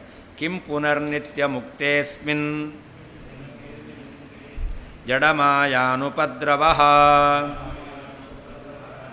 ಭಗವಂತ ನಿತ್ಯಮುಕ್ತ, ನಿತ್ಯಮುಕ್ತನಾಗಿರ್ತಕ್ಕಂತಹ ಪರಮಾತ್ಮನಲ್ಲಿ ಜಡಮಾಯ ಅನುಪದ್ರವ ಕಿಮು, ಜಡ ಎಂಬಾದಂತಹ ಮಾಯೆ ಅದರ ಉಪದ್ರವ ಇಲ್ಲ ಎಂಬುದಾಗಿ ಏನು ಹೇಳಬೇಕು?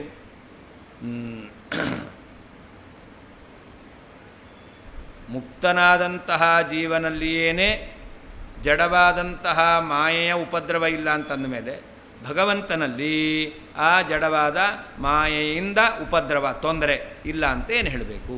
ಹೇಳಬೇಕಾಗ ಇಲ್ಲ, ಸ್ವತಃ ಸಿದ್ಧವಾಗುತ್ತೆ ಅಂತ ಅರ್ಥ.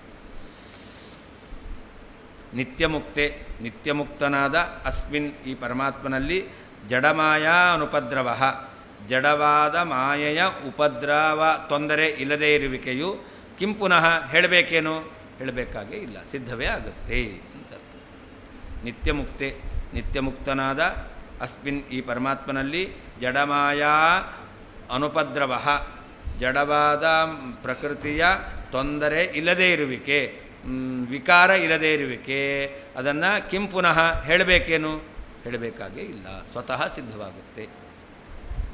ಪ್ರಕಾರಾಂತರೇಣ ಕೈಮುತ್ಯಮಾಹ ಅಂತ ಇನ್ನೊಂದು ರೀತಿಯಲ್ಲಿ ಕೈಮುತ್ಯ ನ್ಯಾಯವನ್ನು ಹೇಳ್ತಾ ಇದ್ದಾರೆ ಅಂತ.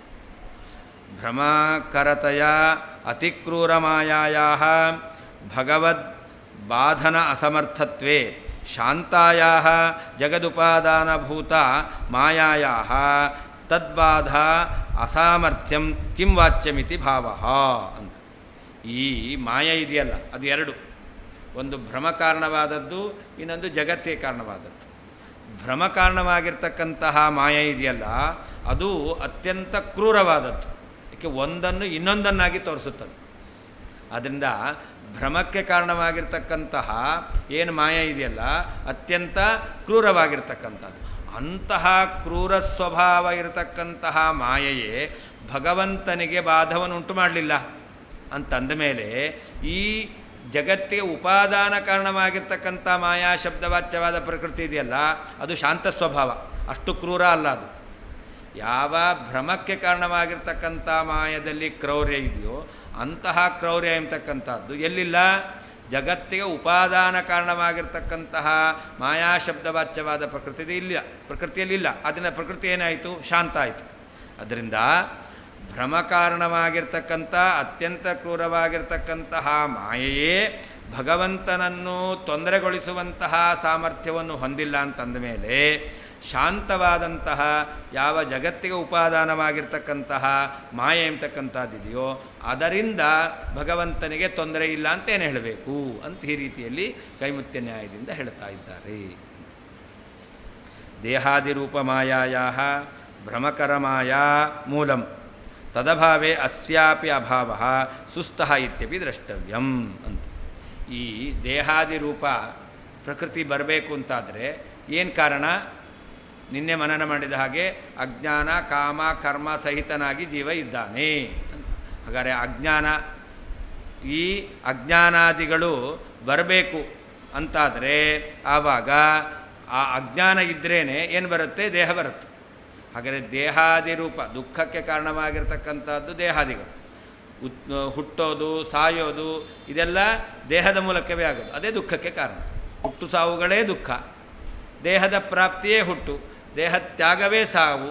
ಹಾಗಾದರೆ ಇಂತಹ ದುಃಖ ಬರಬೇಕು ಅಂದರೆ ಅದಕ್ಕೆ ಕಾರಣವಾಗಿರ್ತಕ್ಕಂಥದ್ದು ಯಾವುದು? ಈ ಪ್ರಕೃತಿಯಿಂದ ದೇಹ ಬರೋದು. ಆದರೆ ಇಂತಹ ದೇಹ ಬರಬೇಕು ಅಂದರೆ ಏನು ಕಾರಣ? ಅದಕ್ಕೆ ಅಜ್ಞಾನ ಕಾರಣವಾಗಿದೆ. ದೇಹಾದಿರೂಪ ಮಾಯಾಯ ಭ್ರಮಕಾರ ಮಾಯಾ ಮೂಲತ್ವಾತ್. ಜೀವರಿಗೆ ಈ ಪ್ರಾಕೃತಿಕ ದೇಹ ಬರಬೇಕು. ಈ ಪ್ರಾಕೃತಿಕ ದೇಹ ಅದು ಮಾಯಾ ವಿಕಾರ, ಪ್ರಕೃತಿಯ ವಿಕಾರ. ಅಂದರೆ ದೇಹಾದಿರೂಪವಾಗಿರ್ತಕ್ಕಂತಹ ಮಾಯಾ ಎಂಬತಕ್ಕಂಥದ್ದು ಅದು ಬರಬೇಕು ಅಂತಾದರೆ ಅದಕ್ಕೆ ಮೂಲ ಕಾರಣವಾದದ್ದು ಯಾವುದು? ಭ್ರಮ ಕಾರಣವಾಗಿರ್ತಕ್ಕಂಥ ಮಾಯ. ಅಜ್ಞಾನ, ಭ್ರಮ, ಮಿಥ್ಯಾಜ್ಞಾನ ಜೀವನಿಗಿದೆ, ಆದ್ದರಿಂದ ದೇಹ ಬಂದಿದೆ. ಹಾಗಾದರೆ ಈ ದೇಹರೂಪವಾದ ಮಾಯೆಗೆ ಭ್ರಮಾರು ಕಾರಣವಾಗಿರ್ತಕ್ಕಂಥ ಮಾಯಾ ಎಂಬತಕ್ಕಂಥದ್ದು ಕಾರಣವಾಗಿದೆ. ಯಾವಾಗ ಭಗವಂತನಿಗೆ ದೇಹ ಎಂಬತಕ್ಕಂಥದ್ದು ಇಲ್ಲ ಅಂತಾಯಿತೋ ಆವಾಗ ಕಾರಣ ಇಲ್ಲ ಅಂತಾಯಿತು. ಭಗವಂತನಿಗೆ ದೇಹ ಇಲ್ಲ, ಪ್ರಾಕೃತಿಕ ದೇಹ ಇಲ್ಲ ಅಂತಾದರೆ ಪ್ರಾಕೃತಿಕ ದೇಹಕ್ಕೆ ಕಾರಣವಾಗಿರ್ತಕ್ಕಂಥ ಮಾಯಾ ಇಲ್ಲ ಅಂತಾಯಿತು. ತದಭಾವೇ ಅಸ್ಯಾಹ ಅಪಿ ಅಭಾವ, ಭ್ರಮಕಾರಣವಾಗಿರ್ತಕ್ಕಂತಹ ಮಾಯಾ ಎಂಬತಕ್ಕಂಥದ್ದು ಮೂಲ ಇಲ್ಲ ಅಂತಾಗ್ಬಿಟ್ರೆ ಆವಾಗ ಭಗವಂತನಿಗೆ ತದಭಾವೇ ಭ್ರಮಕಾರಣವಾಗಿರ್ತಕ್ಕಂಥ ದೇಹಾದಿಗಳಿಲ್ಲ ಅಂತಾದರೆ ದೇಹಕ್ಕೆ ಕಾರಣವಾಗಿರ್ತಕ್ಕಂತಹ ಭ್ರಮಕಾರಣವಾದ ಮಾಯೆ ಇಲ್ಲ ಅಂತಾಗುತ್ತೆ ಅಂತ ಅರ್ಥ. ವಿಲಜ್ಜಮಾನ ಯಾಯಸ್ಯ ಸ್ಥಾತುಮೀಕ್ಷಾಪಥೆ ಮುಯಾ ವಿಮೋಹಿತ ವಿಕಥಂತೆ ಮಮಾಹಮಿತಿ ದುರ್ಧಿಯಃ. ಭಗವಂತನು ಮಾಯಾದೂರನಾಗಿದ್ದಾನೆ ಎಂಬುದಾಗಿ ಏನು ಇಷ್ಟರವರೆಗೆ ಸಮರ್ಥನೆ ಮಾಡಿದ್ದಾರೆ ಆ ವಿಷಯದಲ್ಲಿ ಸ್ಪಷ್ಟವಾದ ಭಾಗವತ ವಾಕ್ಯವನ್ನು ಹೇಳ್ತಾ ಇದ್ದಾರೆ. ಭಗವಂತ ಮಾಯಾ ದೂರ, ಪ್ರಕೃತಿಯ ಸಂಬಂಧ ಅವನಿಗಿಲ್ಲ, ಭ್ರಮಕಾರಿಯಾದಂಥ ಮಾಯಾ ಸಂಬಂಧ ಭಗವಂತನಿಗೆ ಸುತರಾಮಿಲ್ಲ ಅಂತ ಹೇಳಿದರು. ಆ ವಿಷಯದಲ್ಲಿ ಭಾಗವತ ವಾಕ್ಯವನ್ನು ಹೇಳ್ತಾ ಇದ್ದಾರೆ. ಅಮುಯ ಈ ಯಾವ ಪ್ರಕೃತಿ ಇದೆಯಲ್ಲ, ವಿಮೋಹಿತಾ ದುರ್ಧಿಯ, ಯಾವ ಪ್ರಕೃತಿಯ ಮೋಹಕ್ಕೆ ಒಳಗಾಗಿರ್ತಕ್ಕಂತಹ ದುಷ್ಟಬುದ್ಧಿಯುಳ್ಳಂತಹ ಜೀವರಿದ್ದಾರಲ್ಲ ಅವರೆಲ್ಲರೂ ಕೂಡ ಮಮಾಹಮಿತಿ, ನಾನು ನನ್ನದು ಎಂಬುದಾಗಿ ಈ ರೀತಿಯಲ್ಲಿ ಅವರೆಲ್ಲರೂ ಕೂಡ ಮಾತನ್ನಾಡ್ತಾರೆ. ನಾನು ನನ್ನದು ಅಂತ ಹೇಳ್ತಕ್ಕಂಥವರೆಲ್ಲ ಪ್ರಕೃತಿಯ ಮೋಹಕ್ಕೆ ಒಳಗಾಗಿದ್ದಾರೆ. ಯಾರಿಗೆ ಮೋಹ ಇರುತ್ತೋ ಅವರೆಲ್ಲ ನಾನು ನನ್ನದು ಅಂತ ಹೇಳ್ತಾರೆ. ನಾನು ಇಲ್ಲ, ನಂದು ಇಲ್ಲ. ಯಾಕೆ? ನಾನು ಅಸ್ವತಂತ್ರ, ನಂದು ಅನ್ನೋದು ಇಲ್ಲವೇ ಇಲ್ಲ. ದೇವರು ಕೊಟ್ಟದ್ದು, ನೀ ದಯದಿ ಕೊಟ್ಟದ್ದು. ಅವನು ಕೊಡಲಿಲ್ಲ ಅಂತಂದರೆ ಏನೂ ಇಲ್ಲ. ಹಾಗಾದರೆ ಜೀವರದ್ದು ಅಂತ ಏನೂ ಇಲ್ಲ. ಯಾಕೆ? ಈಶಾವಾಸ್ಯಮಿದಂ ಸರ್ವಂ, ಎಲ್ಲವೂ ಭಗವಂತನ ಸ್ವಾಮ್ಯಕ್ಕೆ ಒಳಪಟ್ಟದ್ದು. ಆದ್ದರಿಂದಾಗಿ ಯಾರು ನಾನು ನನ್ನದು ಅಂತ ಹೇಳ್ತಾರೋ ಅವರೆಲ್ಲ ಯಾಕೆ ಹೇಳ್ತಾರೆ? ಅಮುಯ ವಿಮೋಹಿತಾ ದುರ್ಧಿಯ ಅಂತ. ಈ ಮಾಯೆಯಿಂದ ಮೋಹಿತರಾಗಿದ್ದಾರೆ. ಆ ಮೋಹಿತರಾಗಿರ್ತಕ್ಕಂಥ ಕೆಟ್ಟ ಬುದ್ಧಿಯುಳ್ಳವರು ನಾನು ನಂದು ಅಂತ ಹೇಳ್ತಾರೆ. ಈ ಮಾಯೆ ಸ್ವಭಾವ ಏನು ಅದಕ್ಕೆ ಹೇಳ್ತಾರೆ, ಯಸ್ಯ ಈಕ್ಷಾಪತೆ ಸ್ಥಾತುಂ ಲಜ್ಜಯ ವಿಲಜ್ಜಮಾನಯ. ಭಗವಂತನ ಕಣ್ಣಿನ ಎದುರುಗಡೆ ನಿಲ್ಲಿಕ್ಕೆ, ಈಕ್ಷಾಪತೆ ಕಾಣುವ ಹಾಗೆ ನಿಲ್ಲಿಕ್ಕೇನೆ ನಾಚಿಕೆ ಪಡ್ತಾ ಇದೆ. ಯಾವುದೀ ಮಾಯಾ ಎಂಬತಕ್ಕಂಥದ್ದು. ಈ ಮಾಯಾ ಎಂಬತಕ್ಕಂಥದ್ದು ಭಗವಂತನ ಕಣ್ಣಿನ ಕಾಣುವಿಕೆಗೆ ಅದು ನಾಚಿಕೆ ಪಡ್ತಾ ಇದೆ ಅಂತ. ಭಗವಂತ ನೋಡ್ತಾನೆ ಅಂದರೆ ಅದಕ್ಕೆ ನಾಚಿಕೆ ಆಗುತ್ತೆ. ನಾಚಿಕೆ ಆದರೆ ಏನು ಮಾಡ್ತಾರೆ? ದೂರ ಹೊರಟೋಗ್ತಾರೆ. ಹೌದಲ್ವ? ಹಾಗೆ ಈ ಮಾಯೆಯೂ ಕೂಡ ಭಗವಂತನ ದೃಷ್ಟಿಪಥ ತನ್ಮೇಲೆ ಬೀಳುತ್ತೆ ಅಂತ ನಾಚಿಕೆ ಪಡುತ್ತೆ ಅಂತಾದರೆ ಅದೇನಾಗಿದೆ? ದೂರವಾಗಿದೆ. ಅರ್ಥಾತ್ ಭಗವಂತನಿಗೆ ಮಾಯೆಯ ಸಂಬಂಧ ಇಲ್ಲ ಎಂಬತಕ್ಕಂಥದ್ದನ್ನು ಭಾಗವತ ಸ್ಪಷ್ಟವಾಗಿ ಹೇಳಿದೆ. ಇಂತಹ ಮಾಯೆಯಿಂದ ಮೋಹಿತರಾಗಿರ್ತಕ್ಕಂತಹ ಕೆಟ್ಟ ಬುದ್ಧಿ ಉಳ್ಳವರು ನಾನು ನನ್ನದೆಂಬುದಾಗಿ ಬಡ್ಕೊಳ್ತಾರೆ. ವಿಕಥಂತೆ ಅದನ್ನೇ ಹೇಳ್ತಾ ಇದ್ದಾರೆ. ಈ ರೀತಿಯಲ್ಲಿ ಅವರು ಬಡ್ಕೋತಾರೆ ಅಂತ ಅರ್ಥ. ಹಾಗಾದರೆ ಆ ಮಾಯಾ ಸಂಬಂಧ ಭಗವಂತನಲ್ಲಿ ಇಲ್ಲ ಅನ್ನೋದನ್ನು ಭಾಗವತ ಸ್ಪಷ್ಟವಾಗಿ ಹೇಳಿದೆ.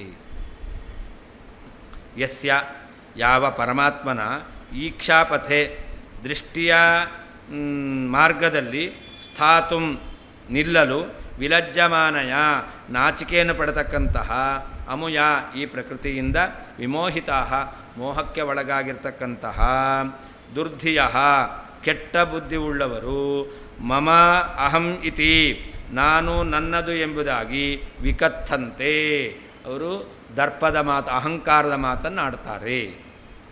ಯಸ್ಯ ಯಾವ ಪರಮಾತ್ಮನ ಈಕ್ಷಾಪತೆ ದೃಷ್ಟಿಯ ಮಾರ್ಗದಲ್ಲಿ ಸ್ಥಾತುಂ ಇರಲು ವಿಲಜ್ಜಮಾನಯ ನಾಚಿಕೆಯನ್ನು ಪಡತಕ್ಕಂತಹ ಅಮುಯ ಈ ಪ್ರಕೃತಿಯಿಂದ ವಿಮೋಹಿತಾ ಮೋಹಕ್ಕೆ ಒಳಗಾದಂತಹ ದುರ್ಧಿಯ ಕೆಟ್ಟ ಬುದ್ಧಿ ಉಳ್ಳಂತಹ ಜೀವರು ಮಮ ಅಹಂ ಇತಿ ನಾನು ನನ್ನದು ಎಂಬುದಾಗಿ ವಿಕಥಂತೆ ಅಹಂಕಾರದ ಮಾತುಗಳನ್ನು ಆಡ್ತಾರೆ.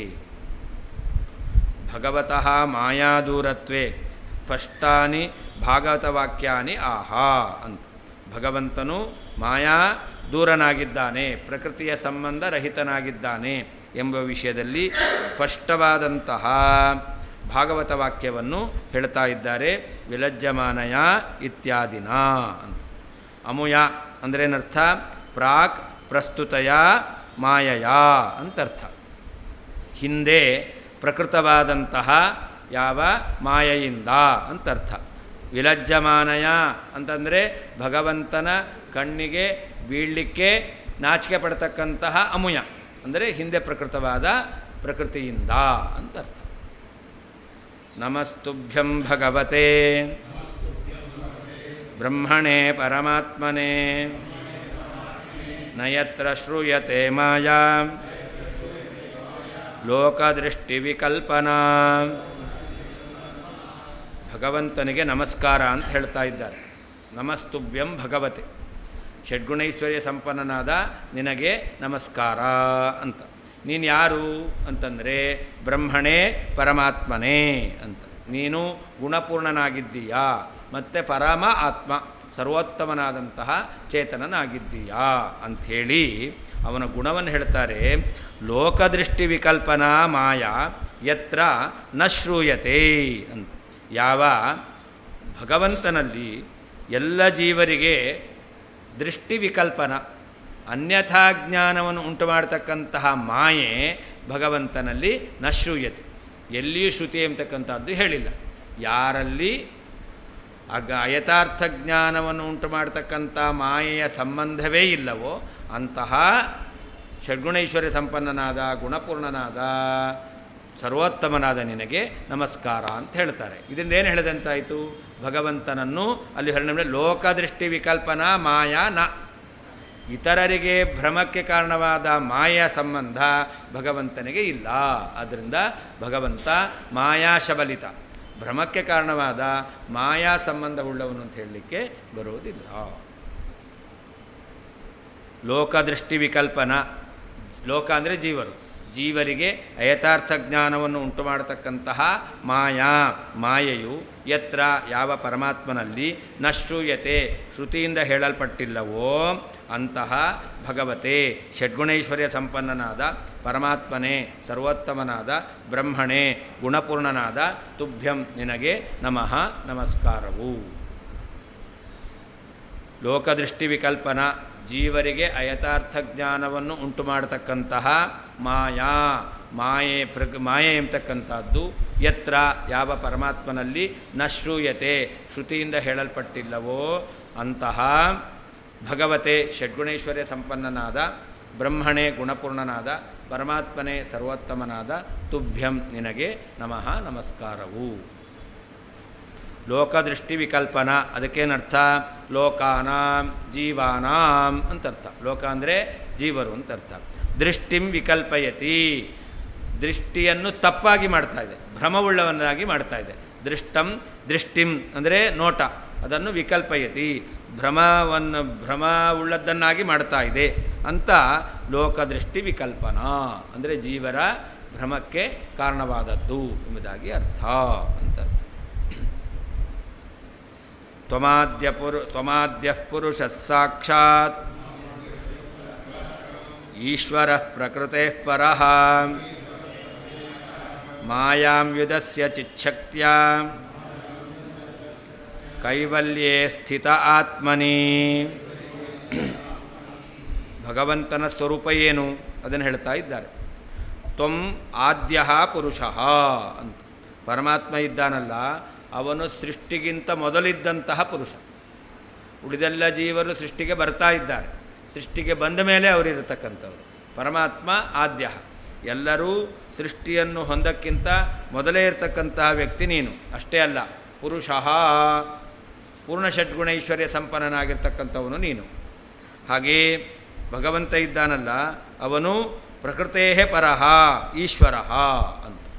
ಪ್ರಕೃತಿಯನ್ನು ಮೀರಿದವನು, ಜಗತ್ತಿಗೆ ನಿಯಾಮಕನಾಗಿರ್ತಕ್ಕಂಥವನು, ಬ್ರಹ್ಮಾದಿ ದೇವತೆಗಳಿಗೂ ನಿಯಾಮಕನಾಗಿರ್ತಕ್ಕಂಥವನು. ಅಂತಹ ಪರಮಾತ್ಮ ಚಿಚ್ಛಕ್ತಿಯ ಮಾಯಾಂ ಯುಧಸ್ಸಿ.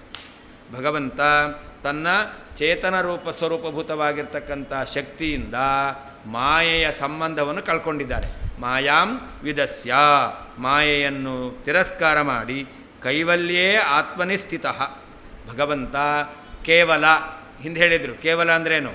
ಜಡ ಅಮಿಶ್ರ, ಪ್ರಕೃತಿಯ ಸಂಬಂಧ ಇಲ್ಲದೆ ಇರತಕ್ಕಂತಹ ಸ್ವರೂಪದಲ್ಲಿ ಭಗವಂತ ಇದ್ದಾನೆ ಅಂತ ಭಗವಂತನನ್ನು ಭಾಗವತ ಉಲ್ಲೇಖ ಮಾಡಿದೆ. ಅದರಿಂದ ಏನು ಹೇಳದಂತೆ ಆಯಿತು?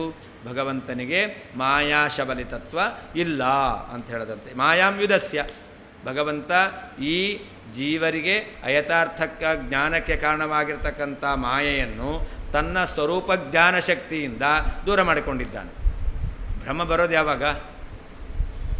ಜ್ಞಾನ ಇದ್ದರೆ ಭ್ರಮ ಬರಲ್ಲ. ಜ್ಞಾನ ಇಲ್ಲ, ಅಜ್ಞಾನ ಇದೆ ಅಂತಂದರೆ ಆವಾಗ ಭ್ರಮೆ ಬರುತ್ತೆ. ಶುಕ್ತಿಯನ್ನು ಶುಕ್ತಿ ಅಂತ ತಿಳಿದಿದ್ದೀರ, ಹಗ್ಗವನ್ನು ಹಗ್ಗ ಅಂತ ತಿಳಿದಿದ್ದೀರ, ಆವಾಗ ನಿಮಗೆ ರಜತ ಅಂತಾಗಲಿ ಅಥವಾ ಹಾವಂತಾಗಲಿ ಜ್ಞಾನ ಬರುತ್ತಾ? ಇಲ್ಲ. ಹಾಗಾದರೆ ಯಾರಿಗೆ ಯಥಾರ್ಥ ಜ್ಞಾನ ಇರುತ್ತೋ ಅವರಿಗೆ ಭ್ರಮ ಬರಲ್ಲ. ಭಗವಂತ ಅವನಿಗೆ ಯಥಾರ್ಥ ಜ್ಞಾನ ಇದೆ. ಅದನ್ನೇ ಹೇಳಿದ್ದು ಭಗವಂತ ಚಿಚ್ಛಕ್ತಿಯ. ಚಿತ್ ಅಂದರೆ ಜ್ಞಾನ, ಜ್ಞಾನಶಕ್ತಿ, ಸ್ವರೂಪಭೂತವಾದ ಜ್ಞಾನಶಕ್ತಿಯಿಂದ ಭಗವಂತ ಏನು ಮಾಡಿದ್ದಾನೆ? ಮಾಯಾಂ ಯುಧಸ್ಯ, ಭ್ರಮಕಾರಿಯಾಗಿರ್ತಕ್ಕಂತಹ ಈ ಮಾಯೆಯನ್ನು ದೂರ ಮಾಡಿಕೊಂಡಿದ್ದಾನೆ. ಆದ್ದರಿಂದಾಗಿ ಭ್ರಮಕ್ಕೆ ಕಾರಣವಾದ ಮಾಯಾ ಶಬಲಿತತ್ವ ಭಗವಂತನಿಗೆ ಹೇಳಲಿಕ್ಕೆ ಬರೋದಿಲ್ಲ.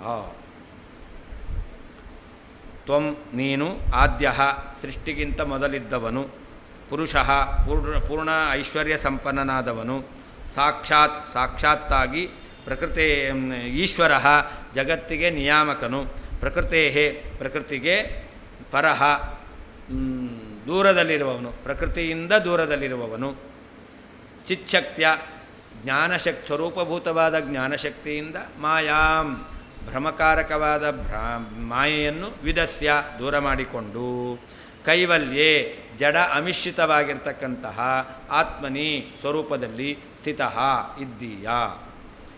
ತ್ವಂ, ನೀನು ಆದ್ಯ, ಪ್ರಕೃತಿಗಿಂತ ಮೊದಲಿರ್ತಕ್ಕಂಥವನು, ಸೃಷ್ಟಿಗಿಂತ ಮೊದಲಿರ್ತಕ್ಕಂಥವನು, ಪುರುಷಃ, ಪೂರ್ಣ ಷಡ್ಗುಣೈಶ್ವರ್ಯ ಸಂಪನ್ನನಾದವನು, ಸಾಕ್ಷಾತ್, ಸಾಕ್ಷಾತ್ತಾಗಿ, ಈಶ್ವರ, ಜಗತ್ತಿಗೆ ನಿಯಾಮಕನಾದವನು, ಪ್ರಕೃತೇ, ಪ್ರಕೃತಿಗಿಂತ ಪರಃ, ಉತ್ತಮನಾದವನು, ಪ್ರಕೃತಿಯನ್ನು ಮೀರಿರ್ತಕ್ಕಂಥವನು. ಅಂತಹ ನೀನು ಚಿಚ್ಛಕ್ತಿಯ, ಜ್ಞಾನಶಕ್ತಿಯಿಂದ, ಸ್ವರೂಪಭೂತವಾದ ಜ್ಞಾನಶಕ್ತಿಯಿಂದ ಮಾಯಾಂ ಯುಧಸ್ಯ, ಮಾಯೆಯನ್ನು ಮೀರಿ ಮಾಯೆಯ ಸಂಬಂಧ ಇಲ್ಲದವನಾಗಿ, ಕೈವಲ್ಯೆ, ಜಡ ಅಮಿಶ್ರಿತವಾದ ಆತ್ಮನಿ, ನಿನ್ನಲ್ಲಿ ಸ್ಥಿತಃ, ಇರತಕ್ಕಂಥವನಾಗಿದ್ದೀಯಾ. ಸಯೇವ ಜೀವಲೋಕಸ್ಯ ಮಾಯಾಮೋಹಿತಚೇತಸಃ ವಿಧಿತ್ಸುಸ್ವೇನ ವೀರ್ಯೇಣ ಶ್ರೇಯೋ ಧರ್ಮಾದಿಲಕ್ಷಣಂ. ಭಗವಂತ ಮಾಯೆಯಿಂದ ಮೋಹಕ್ಕೆ ಒಳಗಾಗಿರ್ತಕ್ಕಂತಹ ಯಾವ ಜೀವರಿದ್ದಾರೋ, ಜೀವಲೋಕಸ್ಯ, ಜೀವರ ಸಮುದಾಯ ಅದೇನಾಗಿದೆ? ಮಾಯಾಮೋಹಿತ ಚೇತಸಃ, ಮಾಯೆಯಿಂದ ಮೋಹಕ್ಕೆ ಒಳಗಾದಂತಹ ಮನಸ್ಸುಳ್ಳವರಾಗಿದ್ದಾರೆ. ಅಂತಹ ಜೀವರಿಗೆ ಪರಮಾತ್ಮ ಏನು ಮಾಡ್ತಾ ಇದ್ದಾನೆ? ಸ್ವೇನ ವೀರ್ಯೇಣ, ತನ್ನ ಸ್ವರೂಪಭೂತವಾದಂತಹ ಸಾಮರ್ಥ್ಯದಿಂದ ಧರ್ಮಾದಿ ಲಕ್ಷಣಂ ಶ್ರೇಯ ವಿದಿತ್ಸುಹು ಅಂತ. ಜೀವರಿಗೆ ಧರ್ಮ, ಅರ್ಥ, ಕಾಮ, ಮೋಕ್ಷ ಎಂಬತಕ್ಕಂತಹ 4 ವಿಧವಾದಂತಹ ಶ್ರೇಯಸ್ಸನ್ನು ಬಯಸ್ತಾ ಇದ್ದಾನೆ. ಹಿಂದೆ ಹೇಳಿದ್ರು, ಗುಣವಿಶಿಷ್ಟನಾದ ಪರಮಾತ್ಮ ಅವನೇನು ಮಾಡ್ತಾನೆ ಅಂತಂದರೆ, ಯಾರು ಮೋಹಕ್ಕೆ ಒಳಗಾಗಿದ್ದಾರೋ, ಮಾಯೆಯ ಮೋಹಕ್ಕೆ ಒಳಗಾದಂಥ ಮನಸ್ಸುಳ್ಳವರಾಗಿದ್ದಾರೋ ಅಂತಹ ಜೀವರಿಗೆ ಮಾಯೆಯನ್ನು ದೂರ ಮಾಡಿ ಧರ್ಮ, ಅರ್ಥ, ಕಾಮ, ಮೋಕ್ಷ ರೂಪವಾಗಿರ್ತಕ್ಕಂತಹ ಶ್ರೇಯಸ್ಸು ಪ್ರಾಪ್ತಿಯಾಗಬೇಕೆಂಬುದಾಗಿ ಭಗವಂತ ಬಯಸ್ತಾ ಇದ್ದಾನೆ. ಮಾಯಾಮೋಹಿತ ಚೇತಸಃ, ಮಾಯೆಯಿಂದ ಮೋಹಗೊಂಡಿರ್ತಕ್ಕಂಥ ಮನಸ್ಸುಳ್ಳಂತಹ ಜೀವಲೋಕಸ್ಯ, ಜೀವರ ಸಮುದಾಯಕ್ಕೆ ಸ್ವೇನ ತನ್ನ ವೀರ್ಯೇಣ ಸಾಮರ್ಥ್ಯದಿಂದ ಧರ್ಮಾದಿಲಕ್ಷಣಂ ಧರ್ಮ ಅರ್ಥ ಕಾಮ ಮೋಕ್ಷ ಎಂಬತಕ್ಕಂತಹ ಶ್ರೇಯಸ್ಸನ್ನು ವಿಧಿತ್ಸುಹು ಉಂಟು ಮಾಡಲು ಬಯಸ್ತಕ್ಕಂಥವನೇ ಸಯೇವ ಆ ಪರಮಾತ್ಮನಾಗಿದ್ದಾನೆ.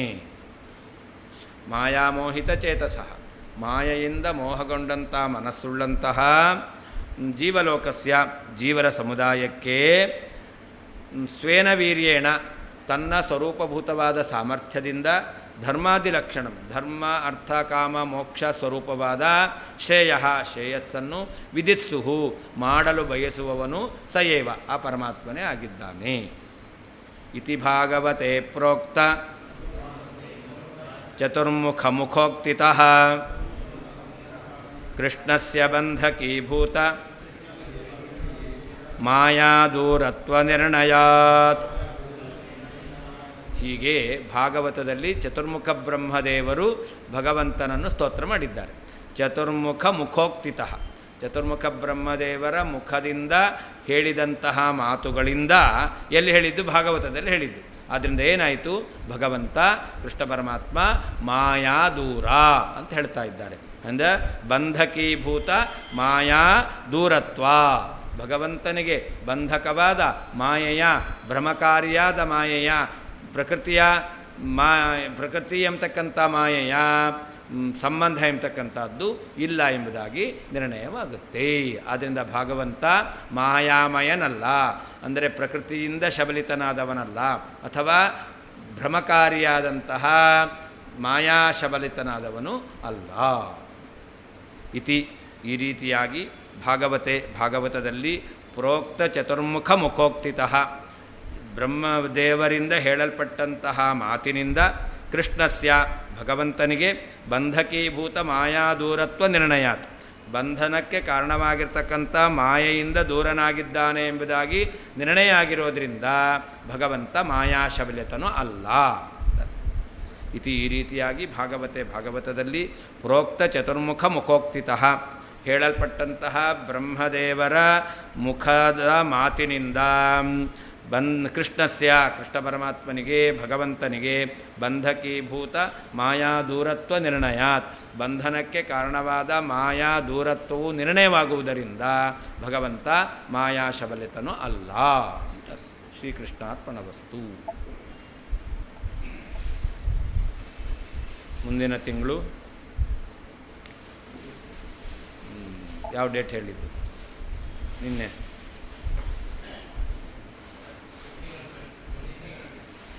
ಹಾಂ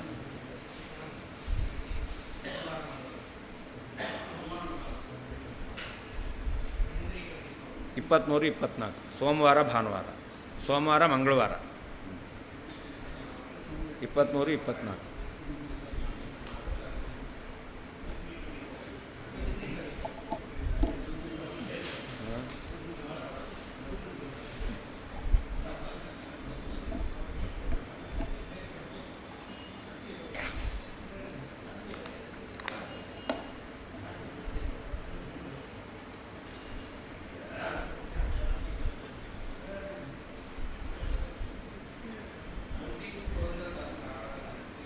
24 21 ಪುರಂದರಸರ ಆರಾಧನೆ, 22 ಅದು ಪಾಡ್ಯ, ಅದಕ್ಕೋಸ್ಕರ 23, 24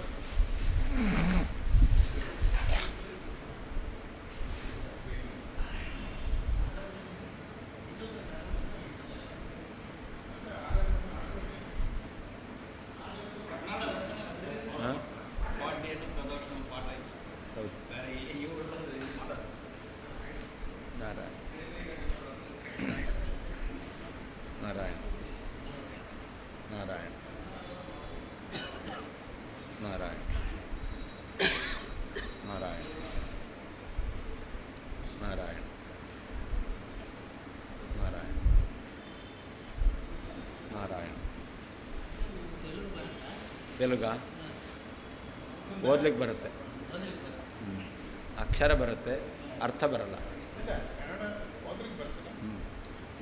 ಯಾಕೆ?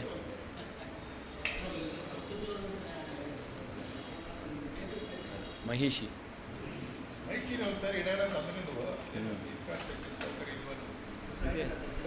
ಹಿಂದೆ ಭಾಗವತ ತಾತ್ಪರ್ಯ ಆಗಿತ್ತು, ಮಾಡ್ಬೋದು.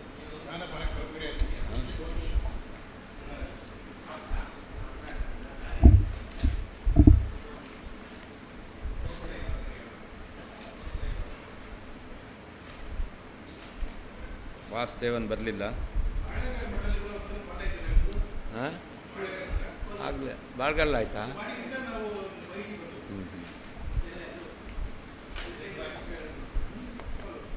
ಭಾಗವತ ತಾತ್ಪರ್ಯನ